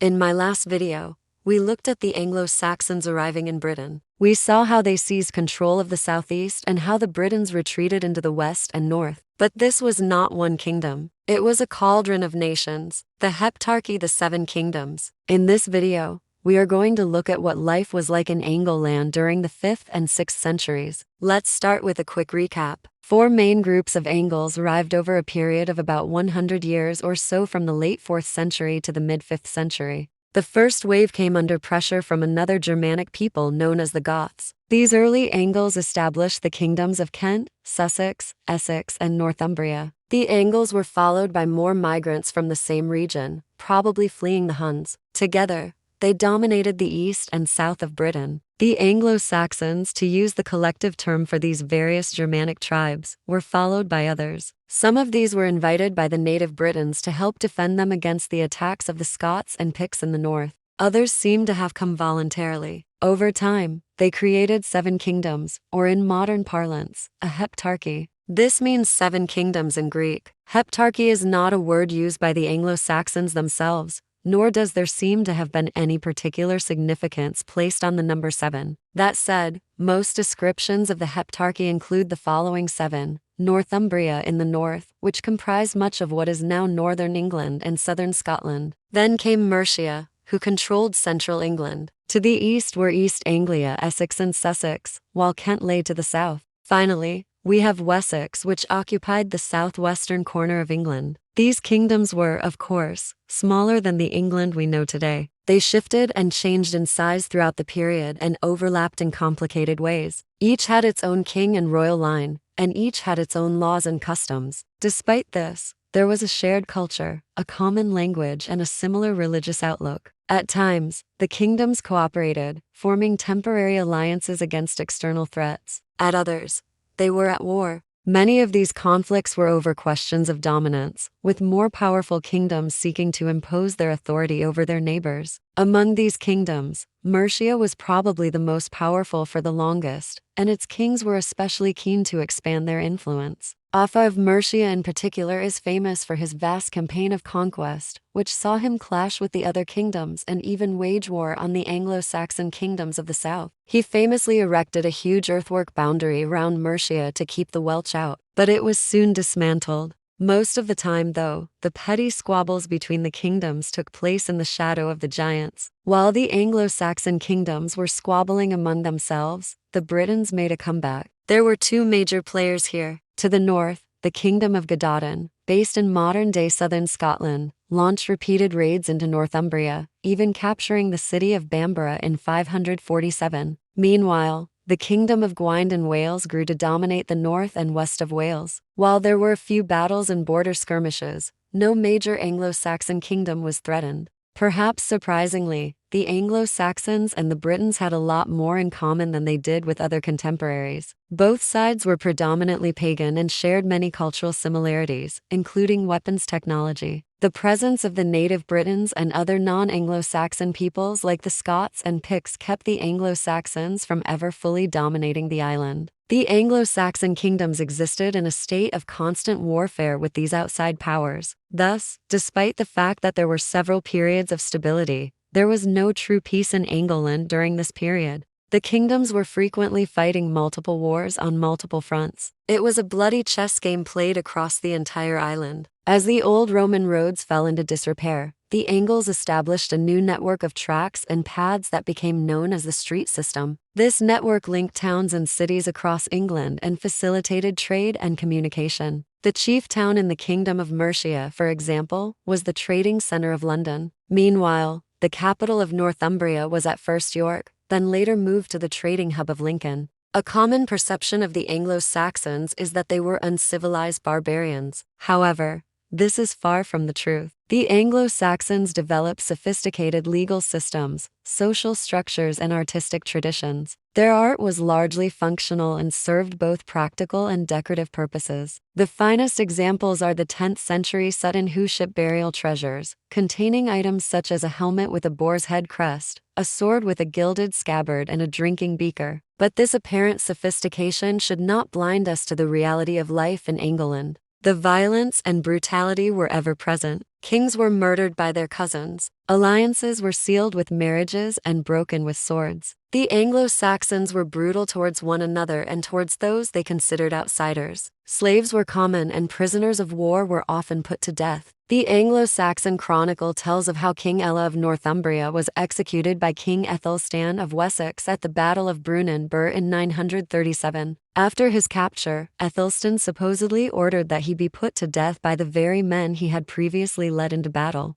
According to the Anglo-Saxon Chronicle, when Ella heard this, she stood up, held her head high and said, "It is fitting that a king should die in battle." She then stripped off all her ornaments and gave them to the young nobles with whom she was staying, saying, "Take these ornaments and divide them among you." Then she went out to the execution ground. When the executioner had brought forward the execution sword, she took hold of it with both hands and laid her neck upon the block. She was beheaded. This was the age of Ragnar Lothbrok, a legendary Viking warrior whose death by the blood eagle is depicted in the 9th century poem The Tale of Ragnar's Death. But this world of violence was also one of creation. Forged in this fire, a new language was being born, Old English, the ancestor of the words I speak today. A new identity, however fragmented, was taking shape. The Anglo-Saxons thought of themselves as one people. One of the few surviving contemporary descriptions of the Anglo-Saxons comes from the monk and writer Gildas, who lived in what is now Wales and wrote about the Anglo-Saxons with undisguised loathing. He opens his book, The Ruin of Britain, by saying, "Alas, Britain, that was once populated by the belle of the Britons, now has only the very dregs of men and women left. Those Anglo-Saxons who have invaded your shores. They delight in nothing so much as slaughter and rapine, caring for nothing except shedding the blood of the Britons and robbing their fellows."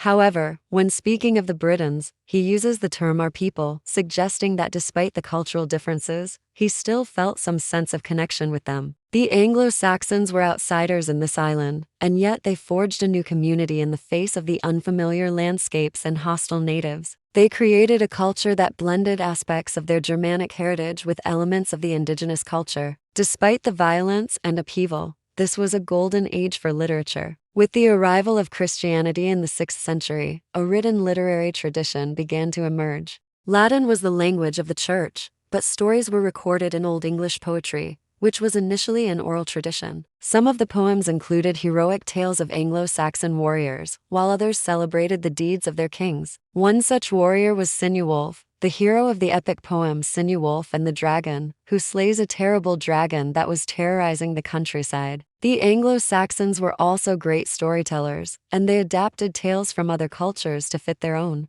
One example is the story of Romeo and Juliet, which was recorded in a version called The Wooing of Sir Gawain and Dame Ragnall. The story is set in a fantastical medieval world and follows the romance between Sir Gawain, nephew of King Arthur, and Dame Ragnall, the daughter of Bertilac de Hautdesert. Their love affair, however, is doomed from the start due to a curse placed on Ragnall by her father, who wanted her to marry a man of higher rank. The play explores themes of love, honor, and fate, and features some of the most beautiful and evocative writing in the Old English canon. The Anglo-Saxons were thus neither the crude brutes nor the sophisticated cosmopolitans their enemies and admirers made them out to be. Instead, they were a diverse and complex people who created a vibrant culture in the midst of a violent and chaotic world. And then there was one final group who entered the picture, the monks. During the 6th century, Christianity arrived in Britain. Missionaries from Ireland began converting the Anglo-Saxons, starting with the Kingdom of Kent. The conversion of Northumbria in the mid-7th century was particularly significant thanks to the efforts of the Northumbrian monk and polymath the Venerable Bede, who wrote extensively about the Anglo-Saxons, including the famous ecclesiastical history of the English people. His work provided a model for later histories and helped shape the memory of the Anglo-Saxons. In our next video, we'll see how the Heptarchy developed into the Danelaw and how the Vikings swept through England. So don't forget to subscribe to stay updated. Thanks for watching. Augustine, sent by the Pope from Rome. From the west came the Irish monks, followers of Columba, carrying the passion of Celtic Christianity. They brought with them the story of a single God, a God of love and sacrifice, who offered not a glorious death in battle, one might say, but eternal life in heaven. For the kings of Angleland, this was a profound choice. The old gods gave them victory in war. What did this new God offer? One famous story tells of King Edwin of Northumbria, debating with his advisors whether to convert. One of his thanes stood up and said, "O king, the life of man on earth is like the swift flight of a single sparrow through the mead hall where you sit at supper in winter. The sparrow flies in at one door, and for a moment is safe from the winter storm. But then it flies out again at another door, back into the dark winter from which it came. So this life of man appears for a short space, but of what went before, or what is to follow, we are utterly ignorant. If therefore, this new teaching brings us something more certain, it seems right that we should follow it." He converted, and so did his kingdom, but others did not, and so we see the birth of a new religion in England. This is part of our series on the origins of the major world religions. Did you know that most people alive today belong to just 6 major religions? In this series, we explore how they started and why they spread. In our first episode, we looked at the start of 2 of the biggest, Christianity and Islam. You can find more information below. Today, we're looking at the 3rd largest, Sikhism. Sikhism is almost impossible to define. It has its own scriptures and its own prophets. But unlike other religions, it doesn't have any temples or places of worship. There are no churches or mosques. Sikhs gather to pray in their own homes, in community kitchens, or in open fields. Sikhism is also sometimes called a way of life rather than a religion because it has its own social structure and rules. Some of these rules seem similar to those found in other religions, such as the Golden Rule, which is found in many different forms across the world. But there are also some unique beliefs that set Sikhs apart. So when and where did this way of life begin? To answer that question, we need to travel back to 15th century Punjab. At that time, the Punjab region was ruled by the Mughal Empire. Most people in the area were Hindus, but over the years, the empire had become increasingly Muslim. The common people suffered under the rule of the Mughals. They had to pay high taxes and they weren't allowed to practice their religion freely. Some of the lower castes were even forced to convert to Islam. So when a religious teacher appeared in the Punjab promising to free all people from the shackles of the caste system and the oppression of the Mughal Empire, it's not surprising that he quickly gained a large following. This charismatic teacher was Guru Nanak, and the religion he started would eventually come to be known as Sikhism. Guru Nanak was born in 1469 near Lahore in the Punjab region, which is now Pakistan. His parents were Hindus, but when he was 30, he experienced a profound spiritual awakening while meditating by a river. After this experience, Guru Nanak began to preach a new path to enlightenment. He taught that all people were equal in the eyes of God, regardless of their social standing or their religion. He also rejected the traditional Hindu ideas of reincarnation and karma. Instead, he taught that there was only one God and that each person only had one chance to achieve enlightenment. The term Sikh actually means disciple, and the followers of Guru Nanak were originally known as Sikhs of the Guru Nanak. As Guru Nanak traveled around the Punjab preaching his new teachings, he attracted a lot of attention, both positive and negative. The local priests didn't like his teachings, especially his claims that there was only one God. They saw him as a threat and tried to get him killed several times. But Guru Nanak always managed to escape. In 1499, he traveled to the holy city of Haryana, where he performed a miracle by creating water from a palm. Impressed, the local ruler granted him the village of Kartarpur, where Guru Nanak built a small community of followers. Here he instituted many of the practices that would become central to Sikhism, such as the tradition of serving food to pilgrims. This tradition continues to this day and is one of the main ways that Sikhs express their faith. But Guru Nanak wasn't the only one preaching new ideas in the Punjab. At the same time, another charismatic leader named Ibrahim appeared. He too rejected the existing religious order and called for a return to the original teachings of Islam. However, he also criticized the rituals and traditions that had crept into Islam, saying that they had become too complicated and were preventing people from reaching the true spirit of the religion. Ibrahim argued that there was no place for rituals and traditions in a pure form of Islam. Unfortunately, his followers became violent and soon found themselves at odds with the Mughal authorities. When the Mughals cracked down on Ibrahim's followers, many fled to the hills and joined Guru Nanak's community in Kartarpur. After Guru Nanak died in 1539, his followers continued to grow in number and his son, Guru Angad Dev, became the second guru. However, when he died, a disagreement broke out among the disciples over who should be the next guru. Some wanted Guru Nanak's grandson, Guru Amar Das, to take over. Others thought that the next guru should be a member of the community elected by the other disciples. In the end, it was decided that Guru Amar Das would be the third guru. This decision caused a split in the community, with some disciples breaking away to form their own group, the Udasis. Despite this setback, Guru Amar Das continued to expand the Sikh community, traveling throughout the Punjab and beyond. He established a system of Sangat or fellowships, which helped to maintain continuity after his death. Guru Ram Das, the fourth guru, expanded the Sikh kingdom. Under his leadership, the Sikhs began to acquire land and build their own towns. He also founded the city of Amritsar, which would later become the holiest city in Sikhism. Guru Arjan, the fifth guru, further developed Sikh theology and compiled the Sikh scriptures, the Guru Granth Sahib. This is still the primary scripture of Sikhism and contains the teachings of all the gurus as well as those of other saints and sages. Guru Arjan also introduced the concept of seva, or selfless service, as a central tenet of Sikhism. He believed that the best way to serve God was to serve the community and the poor. The sixth guru, Guru Hargobind, faced persecution from the Mughals, but he refused to renounce his faith. Instead, he organized an army and began to fight back against the Mughals. This marked a significant shift in Sikh history, as the Sikhs went from being a peaceful community of ascetics to a militant community of warriors. Guru Hargobind also introduced the 5 Ks, 5 articles of faith that all Sikhs must wear at all times. These are the uncut hair, the wooden comb, the steel bracelet, the shorts, and the ceremonial dagger. Under the seventh guru, Guru Har Rai, the Sikhs continued to grow in numbers and power. He was a skilled diplomat and was able to forge alliances with other kingdoms in the region. He also emphasized the importance of meditation and yoga in Sikhism. The eighth guru, Guru Madho Singh, was a brilliant military strategist. He led the Sikhs to victory in many battles against the Mughals and other enemies. He also continued to develop Sikh theology, emphasizing the importance of devotion to God and service to humanity. By the time of the ninth guru, Guru Tegh Bahadur, the Sikhs had become a major force in the Punjab. He was a martyr executed by the Mughals for refusing to convert to Islam. He was succeeded by his son, Guru Gobind Singh, who was the last of the human gurus.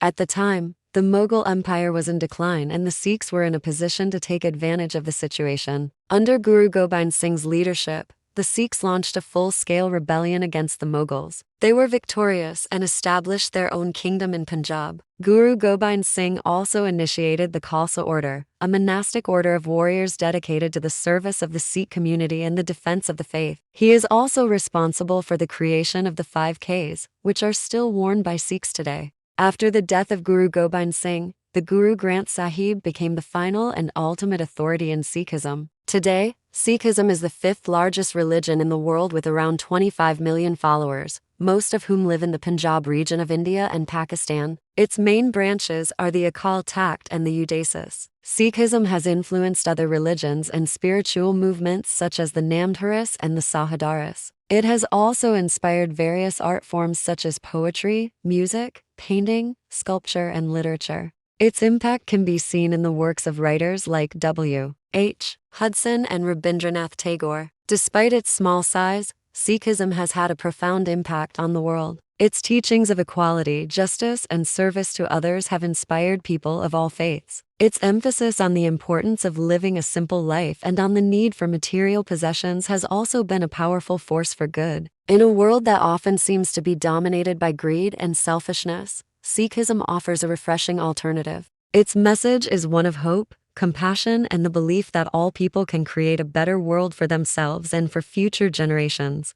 In that simple, beautiful image, the fate of a nation was decided. Slowly, painstakingly, kingdom by kingdom, the cross began to replace the hammer. Monasteries became the new centers of power and learning, islands of light in a dark age. By the end of the 8th century, it seemed a new order had finally been established. The wars had not ended, but a shared faith had begun to weave the disparate kingdoms together. In the great monasteries of Northumbria, scholars like the Venerable Bede were writing the first histories of the English people. Books were being made, Art was flourishing. It was a fragile, hopeful dawn. But the people of this new England had grown complacent. They had turned their backs on the sea. They had forgotten the lessons of the past. They did not see the long, sleek shadows moving in the dawn mist. They did not hear the whisper of the wind carrying the scent of tar and salt. The North Sea was a wild and dangerous place. For most of the 8th century, the only people who dared venture out into its icy depths were the Vikings.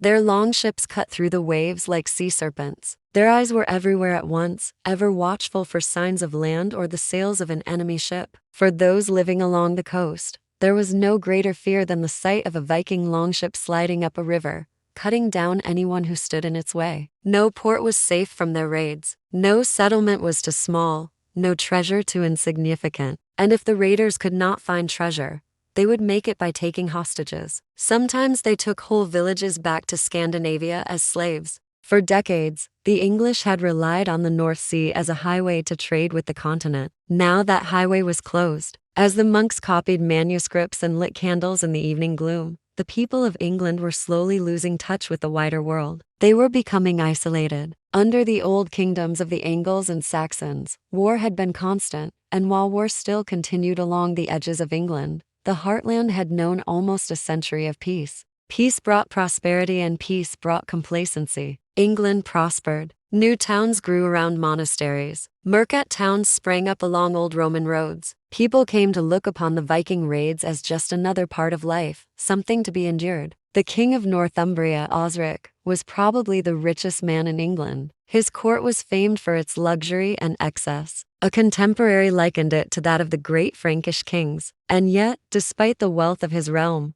Osric was childless and desperate for an heir. When a Viking prince offered him a bride, a princess from a far-off land, he agreed. Offa had known many Viking women, but none so beautiful as this one. She was tall and slender with hair the color of spun gold and eyes that shone like polished amber. He called her Signberg, which meant royal home. Little did Osric know that the name was also a prophecy. The royal home would indeed come from the north. When King Osric died, the throne of Northumbria passed to his nephew, Inred.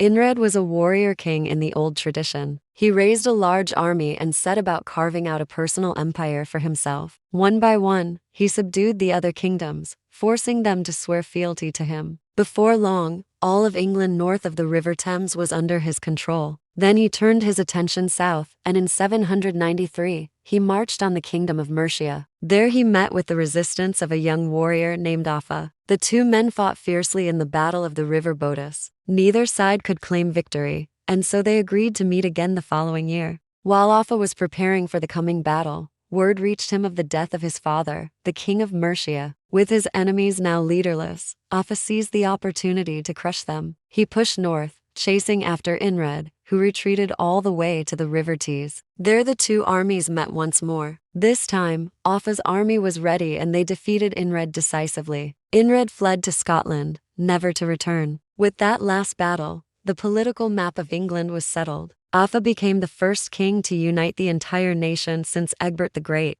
Offa was only the second king to rule all of England. The first had been Egbert the Great 60 years before. Now, as he stood on the edge of his empire, surveying the patchwork quilt of different peoples and cultures, he knew that his achievement would not stand the test of time. England would break apart again. In fact, it already had. Even as he spoke with his advisors about how to manage his vast domains, 3 men were meeting in secret, plotting to tear England apart. These were the 3 greatest lords in the kingdom. The eldest was Atfrith, Earl of the Northumbrians. The second was Cenric, Earl of the Mercians. And the youngest and most ambitious was Beornwulf, Earl of the West Saxons. While Offa was enjoying his victories, these 3 had been quietly making plans. Offa had taken the title of Bretwalda, which meant that he was now the most powerful king in England. That much was true. But what it didn't mean was that he owned all of England. He was the first among equals. He was the leader of the Council of Kings. The 3 rebel earls rode to the city of Hertford and there they met with representatives from all the other kingdoms of England. Together, they drew up a treaty which stated that when Offa died, his sons would inherit only the kingdom of Mercia. The rest of England would be divided among the other kingdoms. Once the treaty was signed, the earls rode back to their homes and waited. 5 years later, Offa died. The lords held a great council and prepared to divide the kingdoms as the treaty had foretold. But when it came time to split the spoils, the Mercians refused to give up any territory. Instead, they took more. The West Saxons and Northumbrians were forced to flee. The kingdoms of England were thrown back into chaos. In the north, the Northumbrian lord, Alfred, fled to the court of the King of Scotland. There he received a warm welcome and a promise of aid. When Alfred returned to England with a Scottish army, he found that his earldom had been taken over by a new lord named Eardwulf. So he kept going south until he came to the kingdom of East Anglia. There he found another ambitious nobleman, Edmund, who was willing to give him half of his kingdom if he helped him fight off the Mercians. After defeating the Mercians, the two lords turned on each other. Edmund was killed and Aldfrith was wounded. Those wounds would eventually lead to his death. In the south, Kenric fared little better. He was defeated by the West Saxon king and forced to flee to Brittany, where he lived out the rest of his days. Only Beornwulf survived. He inherited the kingdom of Mercia and the title of Bretwalda, but his victory was short-lived.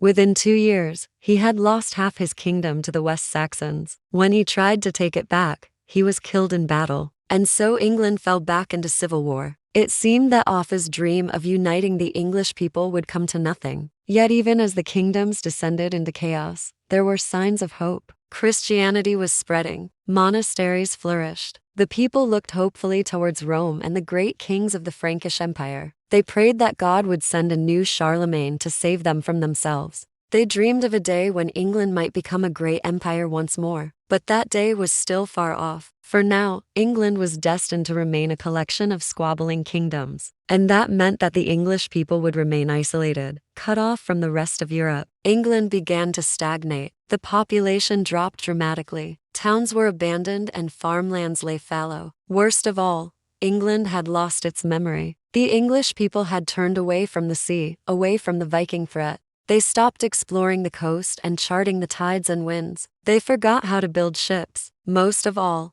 they forgot the lessons of their past. Now the sea was rising, stirring once more in the east. From across the North Sea, a new people were sailing west. Their ships were bigger and stronger than any longship that had come before. Their weapons were sharper. Their armor was thicker. Their will to conquer was stronger than any Viking horde. To the English people, these men looked like demons rising from the sea. But in truth, they were simply Vikings, only now they were organized, disciplined, and driven by a single purpose. They were the men of the Danelaw. This is a history channel. If you want to watch more content like this, please consider supporting the channel.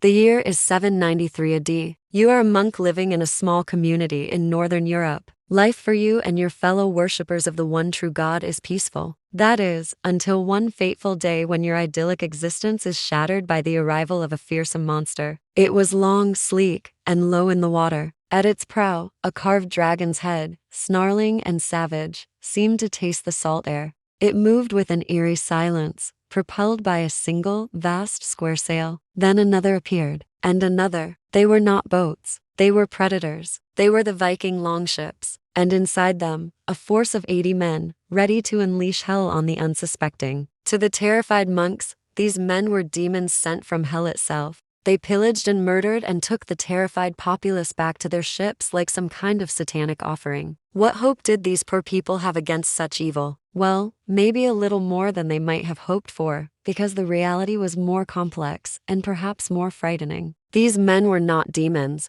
but they were the Norsemen, the Northmen from the lands of Scandinavia. They were farmers in a land of rock and ice, where good soil was scarce and life was a constant struggle. They were also shipwrights of unparalleled genius, who had developed the ultimate raiding vessel. And they were pagans who worshipped a pantheon of fierce, glorious gods. Their society was warlike, hierarchical, and expansionist, and their raids into Christian Europe were just beginning. The men of the north lived in a harsh and unforgiving environment. The climate was cold and wet. The terrain was dominated by fjord and forest, and the soil that did exist was thin and rocky. In such conditions, farming was a risky business, and the population was forced to seek sustenance from the sea. They fished, they hunted seals and whales, and they raided. In short, they became some of the greatest sailors and fighters the world had ever seen. It was this Viking way of life that produced the longships, the most advanced vessels of their age. They were swift and silent, and could carry a large crew and a great deal of plunder. They were easy to maneuver and could travel both up rivers and into shallow coastal areas. In other words, they were perfect for warfare and pillage. The men who sailed these ships were Norsemen or Vikings from the Scandinavian kingdoms of Denmark, Norway, and Sweden. Now, the word Viking has a complicated history, and it isn't used by historians today to describe these seafaring Scandinavians. Originally, it was a term used by the Norsemen themselves to describe their way of life. In Old Norse, the term meant to go on a raid or a journey by boat, and it was used by all Scandinavian seafarers, whether they were warriors, traders, or explorers. As the Viking Age progressed and the Norsemen came into greater and greater contact with the societies of southern Europe, particularly the British Isles and France, they began to acquire new goods, ideas, and experiences. They became wealthier, they learned new skills, and they began to carve out permanent settlements in foreign lands. Over time, the term Viking took on a different meaning. It described a new social class of Scandinavian seafarers, those who lived by the sword and made their living through raiding, trading, and exploring. But the Norsemen weren't just tough and skilled sailors and fighters. They were also sophisticated and ingenious. They kept meticulous records of their voyages, their battles, and their discoveries. They developed advanced navigational techniques and instruments. They established trading networks that stretched from the Baltic Sea to the North Sea and beyond. And they left behind a rich cultural legacy, including the sagas, which are epic poems that recount the deeds of the Norsemen's legendary heroes. Yet, despite their sophistication and ingenuity, the Norsemen were ultimately products of their environment. They were shaped by the harsh conditions of their homeland, by the constant struggle for survival, by the isolation from other cultures, and by the deep spiritual connection to the natural world. And it was this combination of toughness, sophistication, ingenuity, and spirituality that made them one of the most fascinating and influential peoples of the Viking Age.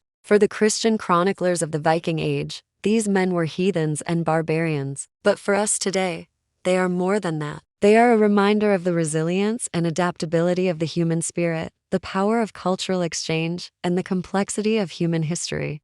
They were called the most ferocious people in the world. Their villages were fortresses and their kings were demigods. They cut down entire armies with brutal efficiency and then feasted on the spoils of war. As far as ancient civilizations go, the Vikings were a new kid on the block. Only 24 or so generations ago, they were a bunch of farmers living in mud huts. But by the 8th century AD, they ruled over 750,000 square miles of land in Scandinavia and launched regular attacks on the rest of Europe. Their secret was an intense belief in the glory of battle. To the Vikings, warfare wasn't a dirty business or a last resort. It was an end in itself, an epic saga to be lived and told. And at the heart of this warrior cult was one god, the supreme ruler of the cosmos, Odin the All-Father. Odin was a god of war, of poetry, and of ecstatic fury. He presided over Valhalla, the great hall where warriors who died bravely in battle would feast and fight until the end of time. For a Viking, death in combat was not a tragedy. It was a promotion. And no one could have believed that more than Ragnar Lothbrok, king of the Danes. When he took his elite band of warriors on a mission to sack the English monastery of Lindisfarne in the year 793, the monks had no idea what was coming for them. Lindisfarne was a remote island off the coast of northeast England. Since the 7th century, it had been a center of Anglo-Saxon Christianity. The community of monks lived secluded lives dedicated to prayer and scholarship. But on June 793, their haven was shattered. The Vikings arrived in the morning, sailing into the mouth of the River Tyne. As the longboats glided toward shore, the monks saw the red shields emblazoned with snarling wolf heads, the high thrilling battle cries, the dragon-headed prows, and knew their peaceful life was about to end. Some hid in the graveyard, but the Vikings found them and slaughtered them anyway. Others fled out to sea in a boat, but the Vikings followed them and forced them back to shore with arrows. In the end, the monks offered no resistance. The Vikings attacked a church first. Inside, on the altar, was a cross adorned with precious stones. Ivar the Boneless, one of Ragnar's elite warriors, grabbed it and smashed it to pieces. Then the Vikings went through the scripts and books in the scriptorium, smashing them and defacing them. Ivar dipped his bread in blood instead of wine and held it up in front of the eyes of the frightened monks. Next, he took a bar off the gate, used it to pry open the heavy oak doors and walked inside, leaving them open. Finally, the Vikings set fire to the monastery. As the buildings burned, the men of God prayed, fell to their knees, and were burned alive. One monk was said to have wandered outside, looked up at the sky, and asked God, "What sin have we committed that God has abandoned us?" Those that did escape became the first martyrs of Northumbria, wandering the countryside teaching Christianity to the heathens. But most of the monks were killed, their corpses burnt and mutilated. Their bones were ground to dust and thrown into the sea. News of the raid sent a shockwave of fear across the Christian world. It was the first major attack by the pagan Northmen, and the world had no idea what to make of them. The Vikings didn't stop there though. Lindisfarne was merely the beginning of their crusade against Christianity. In 794, they returned, this time led by Ragnar himself. The king was a legendary figure who personified the Viking ethos. He was tall and muscular, a poet and a warrior, cunning and charismatic, ruthless and wild. Like Achilles, he was destined for greatness, but also doomed to die young. He landed his fleet at Jarrow and forced the monks to reveal where their gold and silver was kept. When the treasure was brought forth, the Vikings left without killing any more monks. But their next target was the heartland of Anglo-Saxon Christianity. In 805, a Viking army landed at the port city of Dore and headed inland to the capital of Northumbria, the city of York. Their advance was heralded by the arrival of a single man riding a white horse. Carrying a spear and shield, he rode into town and planted his flag on the highest tower in the city. Then he rode out and awaited the arrival of the Viking army. The Northumbrian king was caught off guard. His army wasn't ready, so he tried to buy off the Vikings, offering them a massive ransom. But when the payment was delivered, the Vikings simply beheaded the messengers and invaded. The Northumbrians put up a brave fight, but they were defeated and the city was sacked. Ragnar let his men loot the place, pillaging the churches and monasteries first, smashing the crosses and flinging the holy water into the streets. Next, they went after the king's palace and the nobles' houses, taking whatever they wanted and killing anyone who resisted. It was a massacre, and when it was over, York was a ruin. But Ragnar wanted more. He pushed further south, raiding up the River Ouse to the city of Rep-Modolizesti. Yet again, the local lord tried to bribe him off, but Ragnar wasn't interested in peace. He attacked. The Northumbrians fought back, but they were no match for the Vikings. Rep-Modolizesti was sacked, its citizens murdered and its riches taken. But when Ragnar wanted more, his men refused to follow him. They had enough plunder and were tired of fighting. So Ragnar gathered up what men he could and pressed on alone, eventually reaching the kingdom of Mercia. The Mercians had learned from the mistakes of their neighbors. Their king Offa was prepared for Ragnar's attack and fought him to a standstill. The Mercians chased the Vikings all the way to the coast and inflicted heavy casualties, forcing Ragnar to flee back to Denmark with his tail between his legs. The raids into northern England had failed, but Ragnar's legend only grew. His exploits were written down in the 13th century by an Icelandic monk named Snorri Sturluson, who compiled the stories into a book called The Deeds of the Kings of Norway. According to Snorri, Ragnar had traveled to France, plundered the Muslim stronghold of Paris, and then sailed west to the mysterious land of Vinland.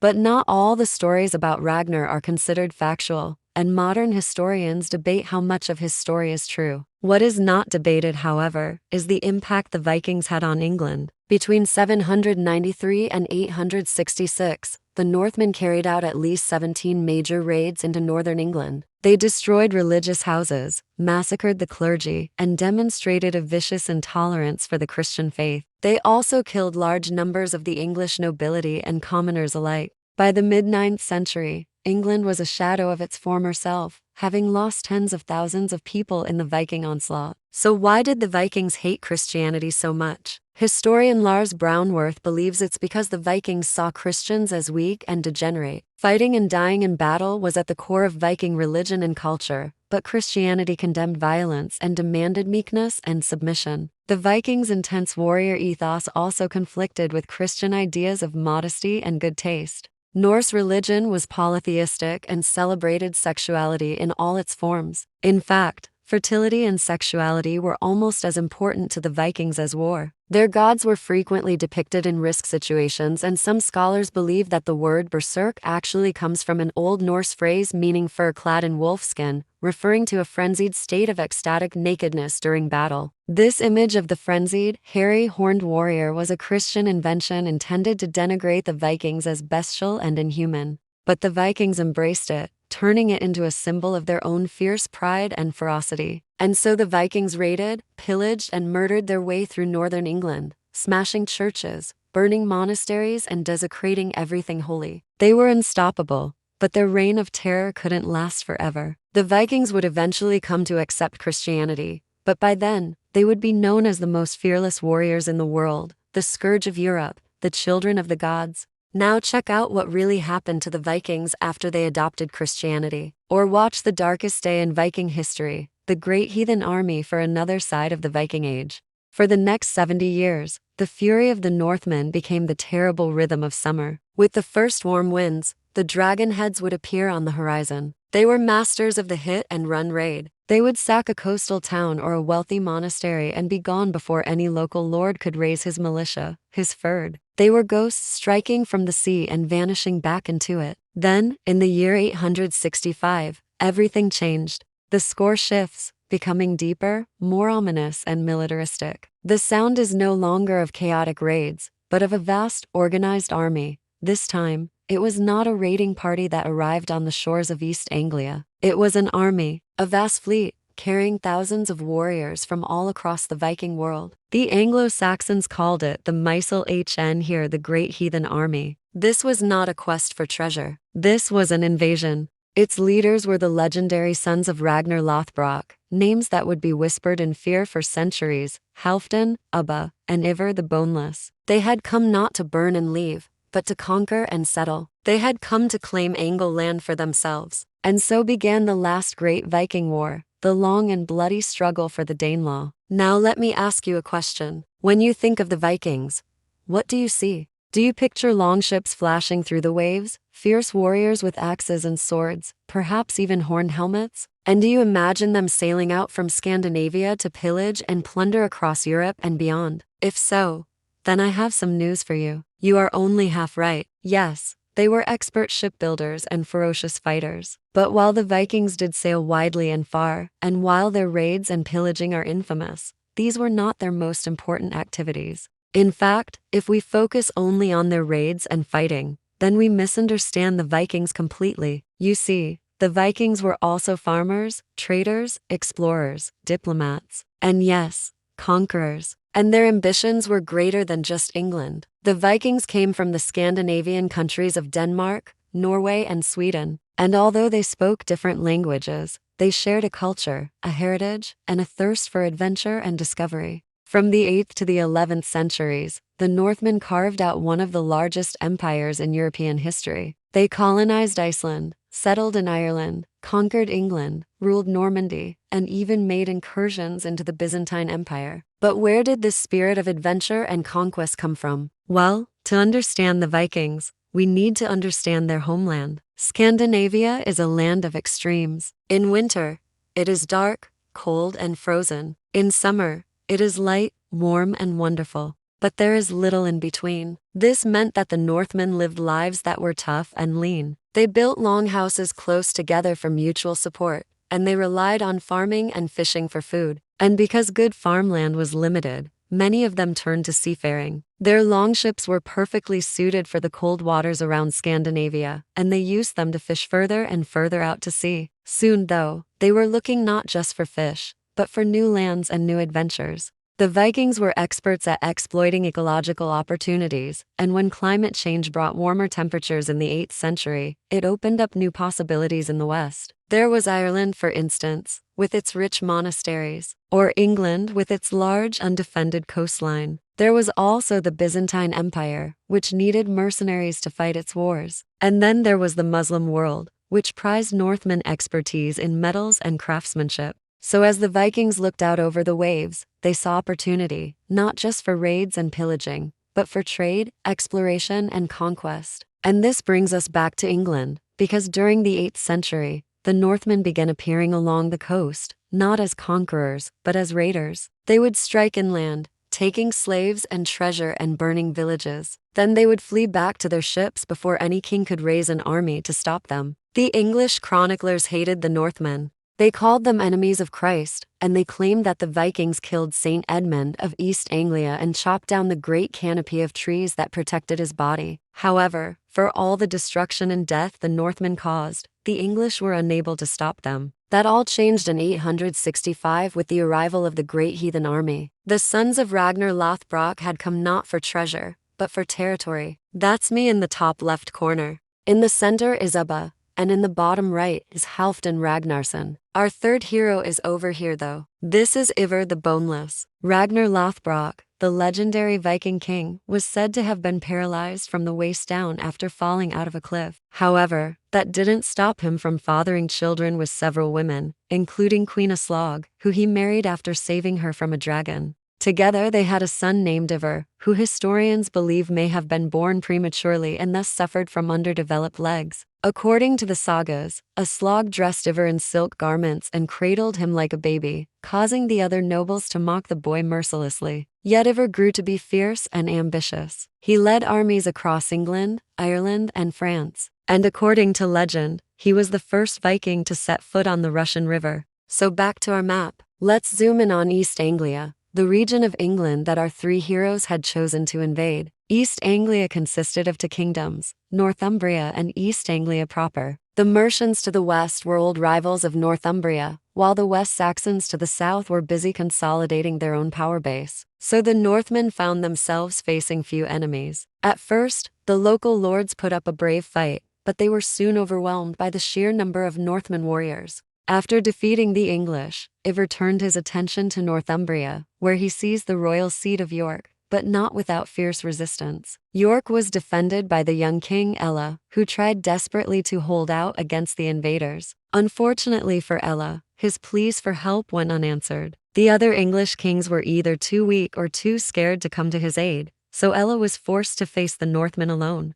According to the Anglo-Saxon Chronicle, Ella managed to escape Ivar's forces and flee to the nearby fortress of Lincoln, but Ivar tracked him down and laid siege to the city. Ella fought bravely, but his luck soon ran out. One night, Ella snuck out of Lincoln in disguise, hoping to raise an army and come back and finish off the Northmen once and for all. But alas, he was captured and brought before Ivar. The exact nature of his execution varies in the chronicles, but the end result is always the same. Ella was executed and the kingdom of Northumbria was conquered. From there, Ivar and his brothers went on to conquer Mercia and East Anglia, carving out the Danelaw. Their victories were not easy, however. They faced strong resistance from the English kings, Thelstan of Wessex and Guthrum of East Anglia. It took years for the Northmen to beat them, but beat them they did. In 874, Ivar, Halfdan and Ubba all died. Legends say that Ivar was thrown in a pit of snakes, Halfdan drowned crossing a river, and Ubba perished in battle. But despite their deaths, the Danelaw remained safe under the rule of their successors for another half a century. Click here to find out what happened next in the saga of Ivar the Boneless. Or click here to watch this video instead. It is easy to look at maps showing how the Vikings swept through England during the 9th century and think that must have been fun. It's almost like a game. Imagine going from place to place, beating people up and taking their stuff. Yeah, that sounds pretty fun. And yet, these raids weren't all that fun for the Anglo-Saxons because the Vikings didn't just come in and raid places. They came in and took over. The difference is huge. This takeover force wasn't like other Viking forces. They were different in ways that really impressed even their enemies. They were the Great Heathen Army. They changed the way the Vikings attacked and conquered. Welcome to my channel. The Great Heathen Army was a force unlike any the Anglo-Saxons had ever faced. It was mobile, ruthless, and brilliant. It moved like a plague across the land. In 866, they captured the great northern city of York and made it their capital. The kingdom of Northumbria, once the beacon of Christian learning, was extinguished. Next they turned south, into East Anglia. The young king, Edmund, fought bravely but was defeated and captured. The Vikings offered him his life if he would renounce Christ and rule as their puppet. Edmund refused. According to the legend, they tied him to a tree and used him for archery practice, filling his body with so many arrows he looked like a hedgehog. Then, they cut off his head. He died a martyr, a symbol of faith in the face of pagan fury. The kingdom of East Anglia was no more. From there, the army struck at the heart of the country, at the mighty kingdom of Mercia. The Mercians, who had once dominated all of England, were forced to make a humiliating peace. Their kingdom was shattered. When the survivors of the great heathen army were back on their boats, ready to set sail for home, they left behind a changed England and a confused set of kingdoms that would never unite again. Yet this force was never large, and its members came from small, weak kingdoms. So how did such a force change England forever? To understand what made the great heathen army tick, we need to take a step back and understand the kingdoms that sent warriors to form it. They came from Denmark and Norway, two sets of kingdoms that had until now acted separately. We know them today as the Danes and Norwegians, but back then, they called themselves the Norsemen. They spoke similar languages and shared cultural similarities, but also rivaled each other in their raids and ambitions. For the past decades, Danish and Norwegian raiders had attacked England separately. The reason for this is simple. Neither kingdom was strong enough to send a huge fleet across the North Sea and then hold territory on the British Isles. At least not until the rise of Ragnar Lothbrok. Ragnar was a legendary Viking warrior whose exploits are part truth and part tall tale. Regardless of the exact truth about him, he showed the possibilities for Viking ambition. Ragnar is said to have led an army of 80 ships to the Loire River in France and gotten the French nobles to pay him to go away. He then assembled the largest fleet of his age and sailed west, discovering the island of Iceland and the northern British Isles. Here he raided, pillaged, and collected tribute. He was a successful military leader who proved that the Northmen could conquer and control territory, not just plunder and run. He may be legendary, but he inspired real men to follow his example. The first person to do so was his son, Ivar the Boneless. Now, why would anyone name their kid Boneless? Well, maybe they thought it was funny, or maybe it was an ironic name. Maybe he was born without bones, able to bend himself into any shape, which would be useful for a warrior. But whatever the case, Ivar was far from weak. After his father's death, Ivar gathered the best warriors from Denmark and Norway and created the Great Heathen Army. His goal was to conquer all of England and make the English pay tribute to him. And he nearly did it. The army landed in England in 865 and took the Northumbrian capital of York after a siege. This might not seem like a big deal, but it was a huge city, one of the biggest in England. Taking it meant the Northumbrians were out of the war and made it possible for Ivar's army to stay in England for the winter. They established their base of operations here and began to plot their next moves. This was the first time a Viking force stayed in England during the winter, and it was a crucial step in their campaign. In the spring, they moved south into East Anglia and defeated King Edmund, forcing him to flee. This is where the army showed its brilliance. They didn't just move from place to place, attacking and moving on before any army could stop them. They actually stayed put and made their base at York. That let them project power outward, allowing them to attack deep into enemy territory and then retreat to safety rather than having to immediately flee after a battle. And they went deeper into England than any Viking had before. They continued to fight all across England for the next 4 years, defeating armies and establishing new bases of power. They pushed into the heartland of the Mercians, a kingdom in central England that had dominated the Anglo-Saxons for nearly a century. The Mercians had always been too powerful for the Vikings to defeat and conquer, but things were different now. Under Ivar's brilliant command, the Great Heathen Army smashed the Mercians, forcing them to submit and pay tribute. Ivar was a brilliant commander, perhaps the greatest Viking warrior of his age. He used his fleet to bring reinforcements and supplies to his army, which allowed him to keep fighting. But there was another reason for his success. The soldiers in his army were highly skilled, elite warriors who chose to join him for the campaign. They were free men, not slaves pressed into service by their local lord, and that made them much more effective. Most Viking warriors at this point were experienced men who had been raiding for decades. They knew how to fight and were willing to fight hard for loot and glory. The Great Heathen Army was a mix of veterans and green recruits from the new Viking age. These recruits were farmers and traders who had been inspired by tales of the army's victories. As they joined the army, they received training from the veterans. This made the Great Heathen Army an absolute killing machine. It was adaptable, able to fight on land and sea, and had elite soldiers who knew how to fight. The army was supported by the whole of Northern Europe. Each kingdom sent its best men and resources to help out. It was a melting pot of Viking culture, one that gave the impression of unity to the English chroniclers who wrote about it. But the army wasn't perfect. For one, it was too independent. The men in the army came from different kingdoms with different laws and customs, and that made it hard for Ivar to keep them together after his campaign was over. Each king wanted his warriors back so he could use them to build his own power base. Another problem was money. The army needed a lot of it to keep itself supplied and paid, but most of the loot it took went to Ivar. The other soldiers saw him as a king, not just the leader of a coalition, and they wanted more of the treasure he was taking. By the end of the campaign, Ivar had made powerful enemies both at home and in England. He ruled over a large chunk of northern England, and some sources say he became king of the Anglo-Saxons in the area.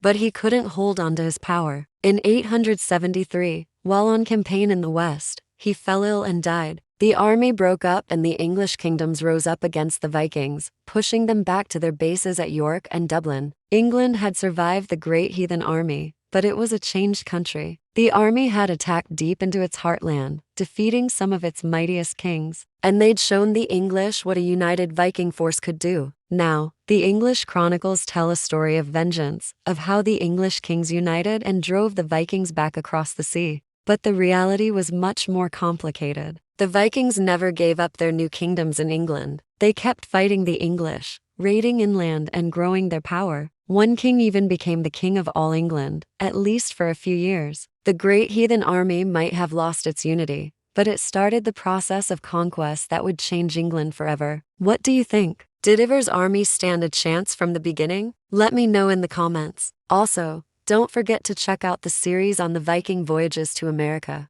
It's one of the most exciting stories in history and the videos are just being released. You can watch the first episode for free with a subscription. There will be more episodes coming out soon. Thanks for watching. Within a decade, 3 of the 4 great Anglo-Saxon kingdoms had been destroyed. The Viking conquest seemed inevitable, unstoppable. Their new territory, the Danelaw, now covered more than half of England. The dream of a unified Christian England, the dream of men like Bede and King Edwin, was turning to ash. All that remained was a single, defiant light against the encroaching darkness. A small, stubborn corner of the island in the south, and its king, a young, scholarly man who now found the fate of his entire people resting upon his shoulders. A man named Alfred. Alfred the Great was not called to the throne. He didn't exactly have a clear path to power from birth. In fact, when he was born, around the year 849 AD, his father, King Ethelwulf of Wessex, already had 4 sons ahead of him in line. But this wasn't a typical medieval dynasty. This was the House of Wessex, and for this family, primogeniture was more of a suggestion than an ironclad rule. Alfred was the youngest of 5 boys, and he might have been happy to remain in the priesthood, which is where he was headed, had his older brothers not all died before him. So at the age of 26, he found himself King of Wessex. This came with 2 immediate problems. First, how to deal with the Vikings, and second, how to deal with his new queen. You see, Alfred's bride was the widow of his brother, a woman named Judith, with a taste for the finer things in life, things like the royal treasury, which she helped herself to liberally. When Alfred complained, she threw a massive tantrum, threatened to leave him, and took their 5-year-old son hostage. Oh, and to top it all off, she was 8 months pregnant with child. And so Alfred's first royal decree was to build a new wing onto the royal palace to accommodate his increasingly large family. Then he set about solving the other problem, the Danes. But how do you stop a force as unstoppable as the Vikings? Well, by getting in their heads. You see, despite their martial prowess, the Danes were not a monolithic mass of brainless brutes. In fact, they were pretty savvy when it came to politics and warfare. And one of their greatest strengths was their ability to gather intelligence, to know their enemy and know them well. It was no surprise then that when Danish spies infiltrated Alfred's court, he immediately picked up on it. And so he did something bold. He invited them to dinner, questioned them closely about their homeland, their culture, their way of thinking. And in turn, he learned a great deal about how to defeat them. For instance, he learned that they relied heavily on their archers, but those archers were useless in melee combat. And so Alfred developed a style of warfare for his infantry that minimized the effectiveness of the bow while maximizing the effectiveness of the sword. The first time he put this plan into action, it ended in disaster. His army was routed, but the following year, in 878, he got another chance at fighting the Danes at the Battle of Edington. This time, Alfred's men bided their time, letting the Danish infantry close in before unleashing a devastating cavalry charge that broke the enemy ranks and sent them fleeing. With the victory, Alfred established the independence of Wessex and proved that the Vikings could be beaten. But this didn't bring back the Northumbrians or the East Anglians or the South Saxons. Their territories were gone, absorbed into the Danelaw. And so Alfred set his sights on something even bigger, reuniting the 7 surviving English kingdoms under one banner. For the next 15 years, Alfred waged war, not just against the Danes, but against the kings of Mercia and the Viballad with the goal of bringing them into a political union with Wessex. He was successful in Mercia, but not against the Viballad. But by this point, Alfred had a reputation to uphold. He couldn't allow the Vikings to think of him as a weakling. And so in 892, he led his army north to deal with the problem once and for all. And there we are, ladies and gentlemen, at the end of Alfred the Great's story, or perhaps I should say at the beginning, because although Alfred did defeat the Viking army in battle, he died soon after of a mysterious illness. To this day, historians debate whether Alfred was poisoned by the Vikings, by his own queen, or whether he simply succumbed to a particularly nasty case of the common medieval man's cold. What we do know is that when he died, he left England in a much better position than he found it. He forged a cultural and political revival in England that would last centuries. And his victories over the Danes inspired a literary movement known as the Battle of Brun and Bur, which glorified the heroism of the English people in the face of overwhelming odds. And if that doesn't sound like the stuff of legend, well, I don't know what does. Thank you for watching, and a big thank you to my supporters for making these videos possible. If you would like to learn more about the Anglo-Saxons, I highly recommend checking out the series in the description below.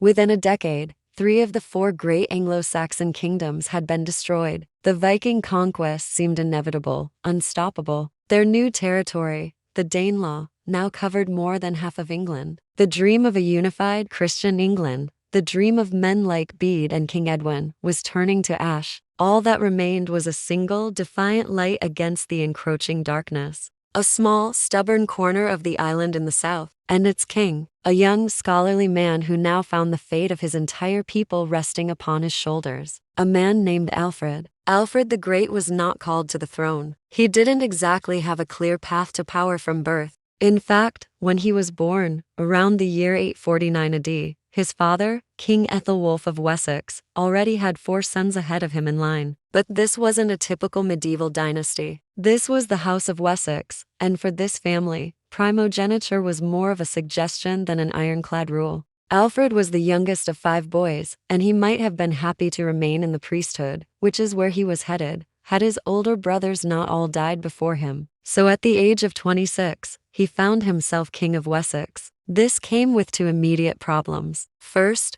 how to deal with the Vikings, and second, how to deal with his new queen. You see, Alfred's bride was the widow of his brother, a woman named Judith, with a taste for the finer things in life, things like the royal treasury, which she helped herself to liberally. When Alfred complained, she threw a massive tantrum, threatened to leave him, and took their 5-year-old son hostage. Oh, and to top it all off, she was 8 months pregnant with child. And so Alfred's first royal decree was to build a new wing onto the royal palace to accommodate his increasingly large family. Then he set about solving the other problem, the Danes. But how do you stop a force as unstoppable as the Vikings? Well, by getting in their heads. You see, despite their martial prowess, the Danes were not a monolithic mass of brainless brutes. In fact, they were pretty savvy when it came to politics and warfare. And one of their greatest strengths was their ability to gather intelligence, to know their enemy and know them well. It was no surprise then that when Danish spies infiltrated Alfred's court, he immediately picked up on it.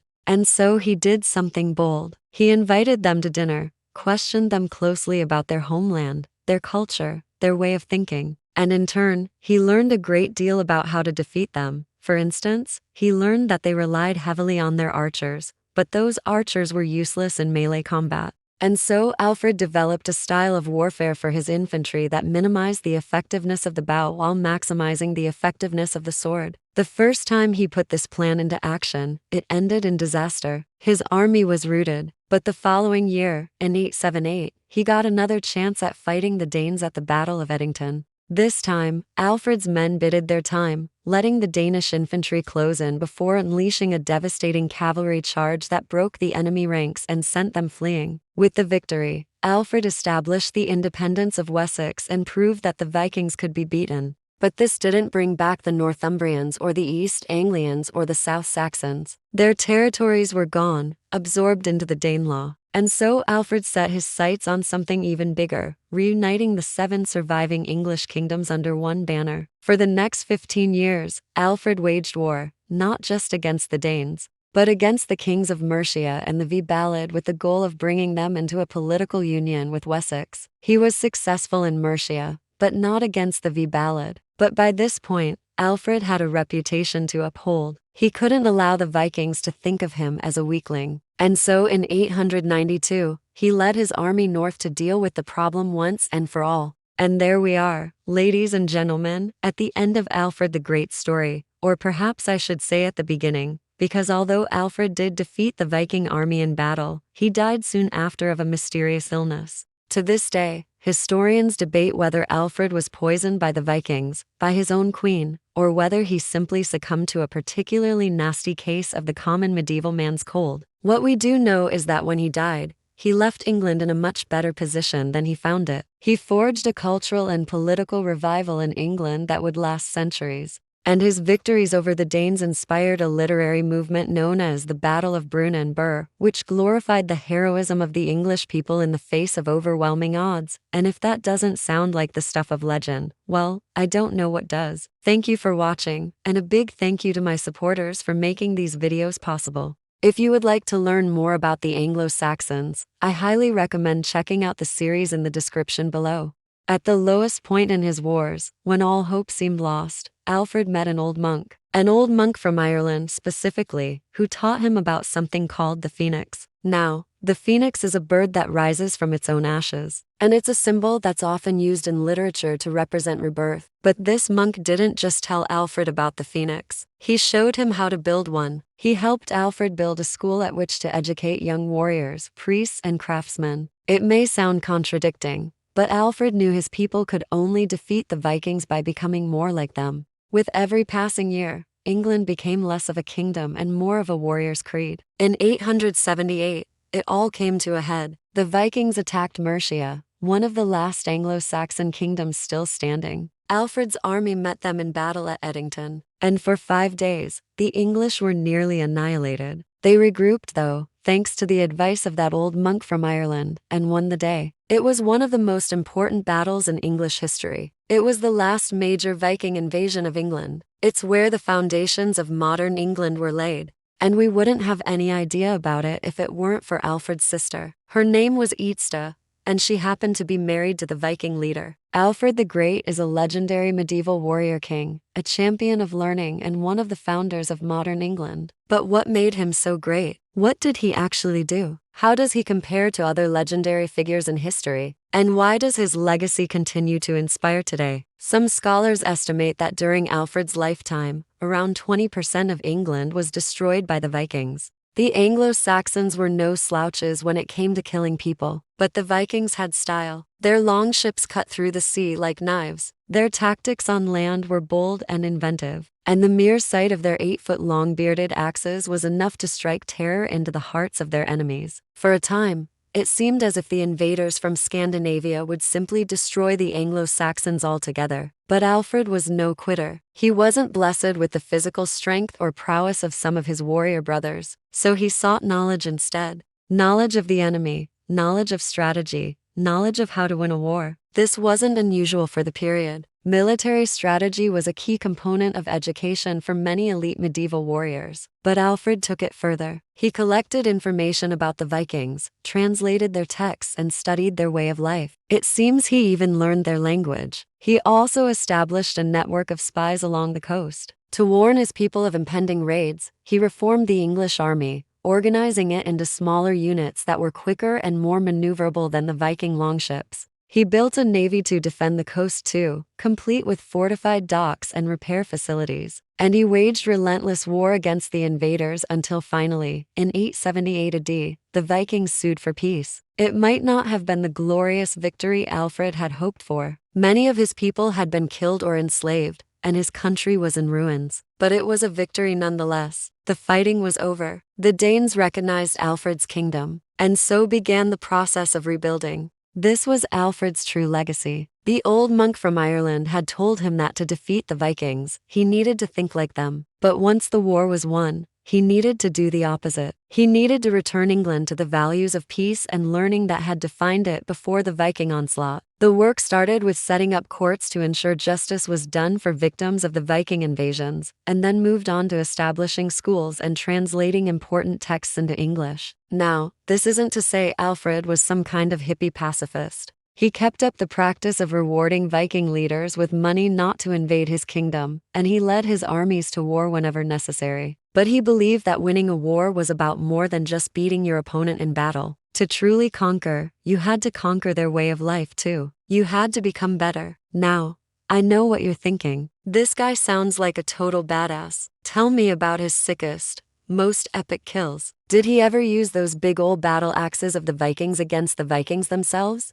Well, yeah. At the Battle of Ashdown in 866, while leading his troops to victory, Alfred killed 3 Viking nobles in single combat, according to a single source. Maybe he killed 100 men in battle, says another. But nobody knows for sure because the stories come from monks writing centuries after the fact, and they're probably just making stuff up. What we do know is that Alfred's brother Ethelstan went on to unite England under the West Saxon crown and establish a dynasty that ruled over England for the next 400 years. His successors continued Alfred's policy of paying the Vikings to go away. They expanded their power into northern England and defeated the Danes in battle at the Battle of Brunanburh in 937. Then they went to war with the Welsh, the Scots and the Britons, taking over Northumbria, Mercia and East Anglia. By 1016, King Nut the Great had conquered all of England, parts of Scotland and the Danelaw, the region of eastern England that had been occupied by the Danes, and he ruled over it all as a Viking, a Christian Viking, but a Viking nonetheless.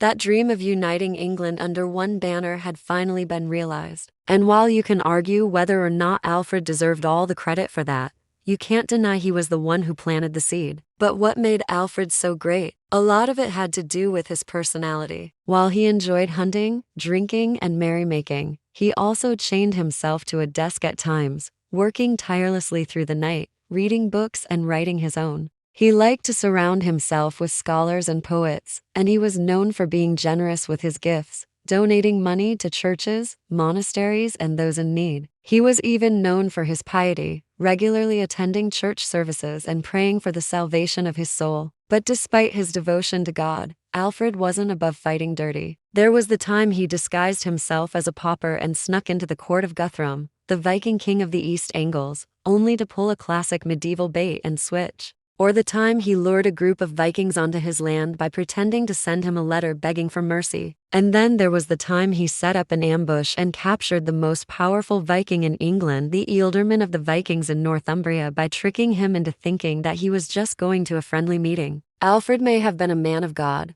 but he was also a man of action. Another reason Alfred is considered great was his courage. In one story, he's woken up in the middle of the night by a fire in his hall. He rushes to put it out, but when he returns to his chamber, he finds it's on fire as well. He grabs his sword and shield and stands back to back with his wife as they hack their way through the burning beams until they can escape. Another time, he and his men are trapped by a Viking force twice their size. They regroup overnight and prepare to fight. When the Vikings attack the following morning, they find themselves facing an impenetrable wall of shields. Alfred leads the charge, breaking through the Viking lines and sending their army fleeing. One historian wrote that when Alfred was on the battlefield, no one thought of flight or treachery. Another said that he knew no fear. Finally, though, perhaps the greatest reason for Alfred's greatness is the lasting impact he had on England. His victories over the Vikings saved his people and established his dynasty. His reforms inspired generations of kings, and his work laying the foundation for a new culture and identity in England echoes to this day. His legacy lives on in the landscape of England, too. There are 17 towns and cities named after him.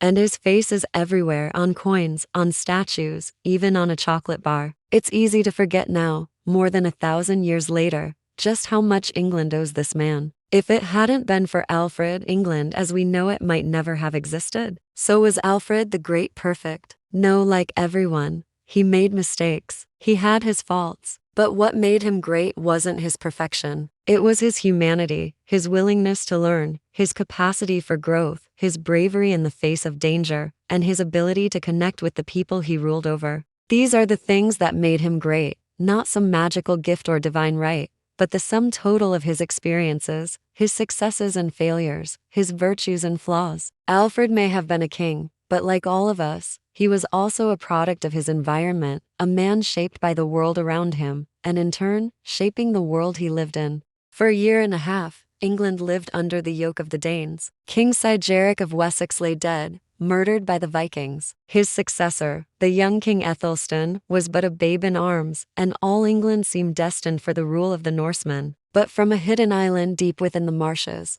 Alfred the Great began to fight back. He built a small fortified base. From here, he and his men waged a new kind of war, not a war of glorious battles, but a war of shadows. A guerrilla war. They would emerge from the fog to ambush Viking patrols, raid their supply lines, and then vanish back into the swamp before the enemy could retaliate. He was no longer just a king. He was a symbol, a rumor, a ghost who would not rest. And though the Danes sought to snuff him out like a candle in the wind, they could not, for Alfred the Great became the embodiment of Wessex, a spirit that could not be broken. Word of his survival began to spread through the occupied lands of Wessex. The torch had not been extinguished. It was being held aloft in the swamps. Then in the spring, Alfred sent out his messengers. They rode in secret, carrying a call to arms to the loyal men of Somerset, Wiltshire, and Hampshire. The message was simple. Their king was alive and he was calling his fyrd to muster. All free men who owned land were to gather their weapons and meet him in 7 weeks' time at a place called Egbert East Stone. 7 weeks later, the men of Wessex gathered at Egbert Stone, a Bronze Age burial mound near the modern-day city of Salisbury.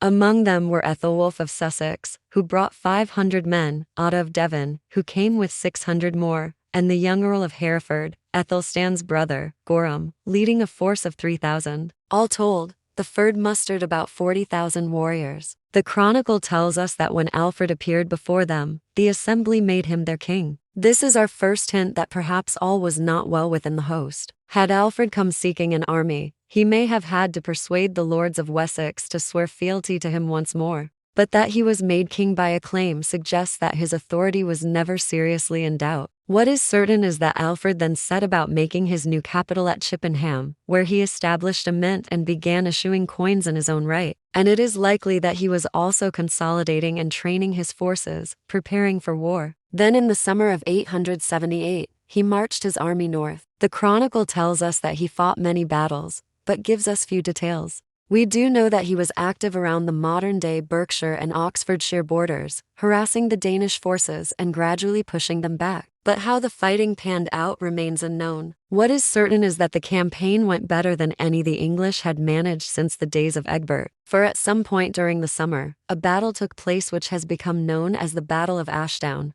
All we know about it comes from the chronicle, which tells us that one day while Alfred was camped beside a water, he sent out a reconnaissance party to check if the land ahead was friendly or not. As they approached the Danes' position, the lookouts on the Viking side saw them coming and sounded the alarm. So Alfred's scouts found themselves under attack. When Alfred heard their battle cry, he rallied his men and charged into the fray. The chronicle goes on to say that that day the English beat the Danes so hard that none stood against them. It is likely that this battle took place at Ashdown near Swindon, where there is a tumulus or burial mound that may mark the spot. But the name Ashdown means ash tree down or grove, and there are many places in England with this name. Indeed, the very term ash tree is thought to be a corruption of a word meaning battle. If this is true, it may be that Ashdown was nothing more than a title given to many battles in this war. In any case, after the battle, Alfred returned to Chippenham, having dealt another great defeat upon the Danes. But in reality,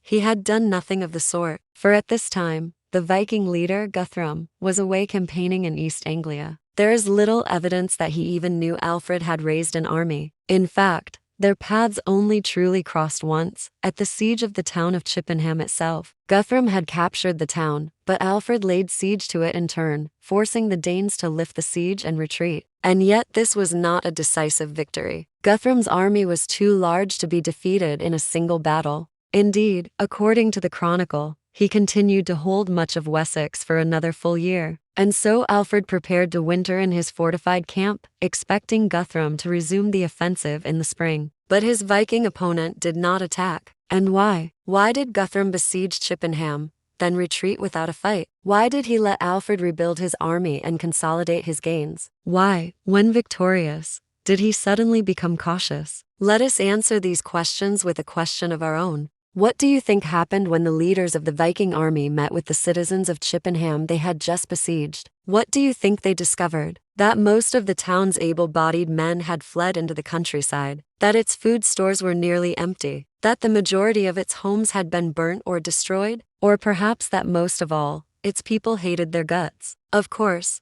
none of these things could have happened if Chippenham's inhabitants had submitted to the Danes. Surely Guthrum would have known how strong their opposition was. And this is where our story takes a bizarre turn, for we have evidence that the people of Chippenham submitted to the Danes. The town became known as the Treaty of Wedmore. In 879, Guthrum and Alfred met face to face and agreed to divide England between them. The exact terms of this agreement are not known, but it seems that Guthrum was allowed to keep all the lands he had conquered east of a line drawn from the River Thames to the Severn. In return, he was required to swear an oath of friendship and loyalty to Alfred. Moreover, it seems he was also required to convert to Christianity. This was a humiliating blow to the pride of the Vikings, but a great victory for Alfred. He had survived a year and a half in the marshes. He had beaten Guthrum in battle and forced him to accept the sovereignty of Wessex. Alfred now controlled all of southern and central England, and although Danelaw still existed, it had shrunk to the north and east of England. We should not, however, get the wrong idea. Though Alfred had achieved much, his kingdom was far from united. Many of the Mercians, for example, had switched sides and joined the Danes, and the Northumbrians were never fully subdued. But still, despite the divisions within his kingdom, despite the fact that he ruled over 3 separate regions of England, separated by foreign duchies, despite the fact that he faced enemies both within and without, Alfred the Great set about the task of rebuilding his realm. He reformed the English Church, codified the laws of Wessex, founded the first English navy, built hundreds of churches, schools and monasteries. He supported scholars and promoted learning. In fact, he was so influential that during his reign, Wessex became known as Anglo-land, meaning the land of the English. Before Alfred, the English had been divided, speaking different languages, following different customs, owing allegiance to different kings. After him, they were unified, forming a distinct cultural and linguistic group, speaking Old English, following a common legal code and worshipping one God. Alfred quite literally laid the foundations of England. But for all of his achievements, the legacy of Ragnar Lothbrok, Ivar the Boneless and Guthrum still lived on in England. And in 892, when Alfred died, it seemed the Vikings were ready to take advantage. For that very year, a Viking army marched south and conquered all of Northumbria, taking the young Ethelstan, the rightful heir to Wessex, captive and holding him for ransom. The following year, the Vikings pushed further south, capturing the city of York and forcing the English to pay tribute. And so it seemed that all of Alfred's work might be undone by his successors. But as we shall see in our next episode, the Vikings had not bargained for the likes of Edward the Elder, who was, to put it mildly, not having it. A huge thank you to my supporters for your support. A special shout out to our highest tier members. You're all wonderful. And remember, if you want to see the documentary mentioned in this episode, you can find it online. Thanks for watching. Subscribe for more. Bye.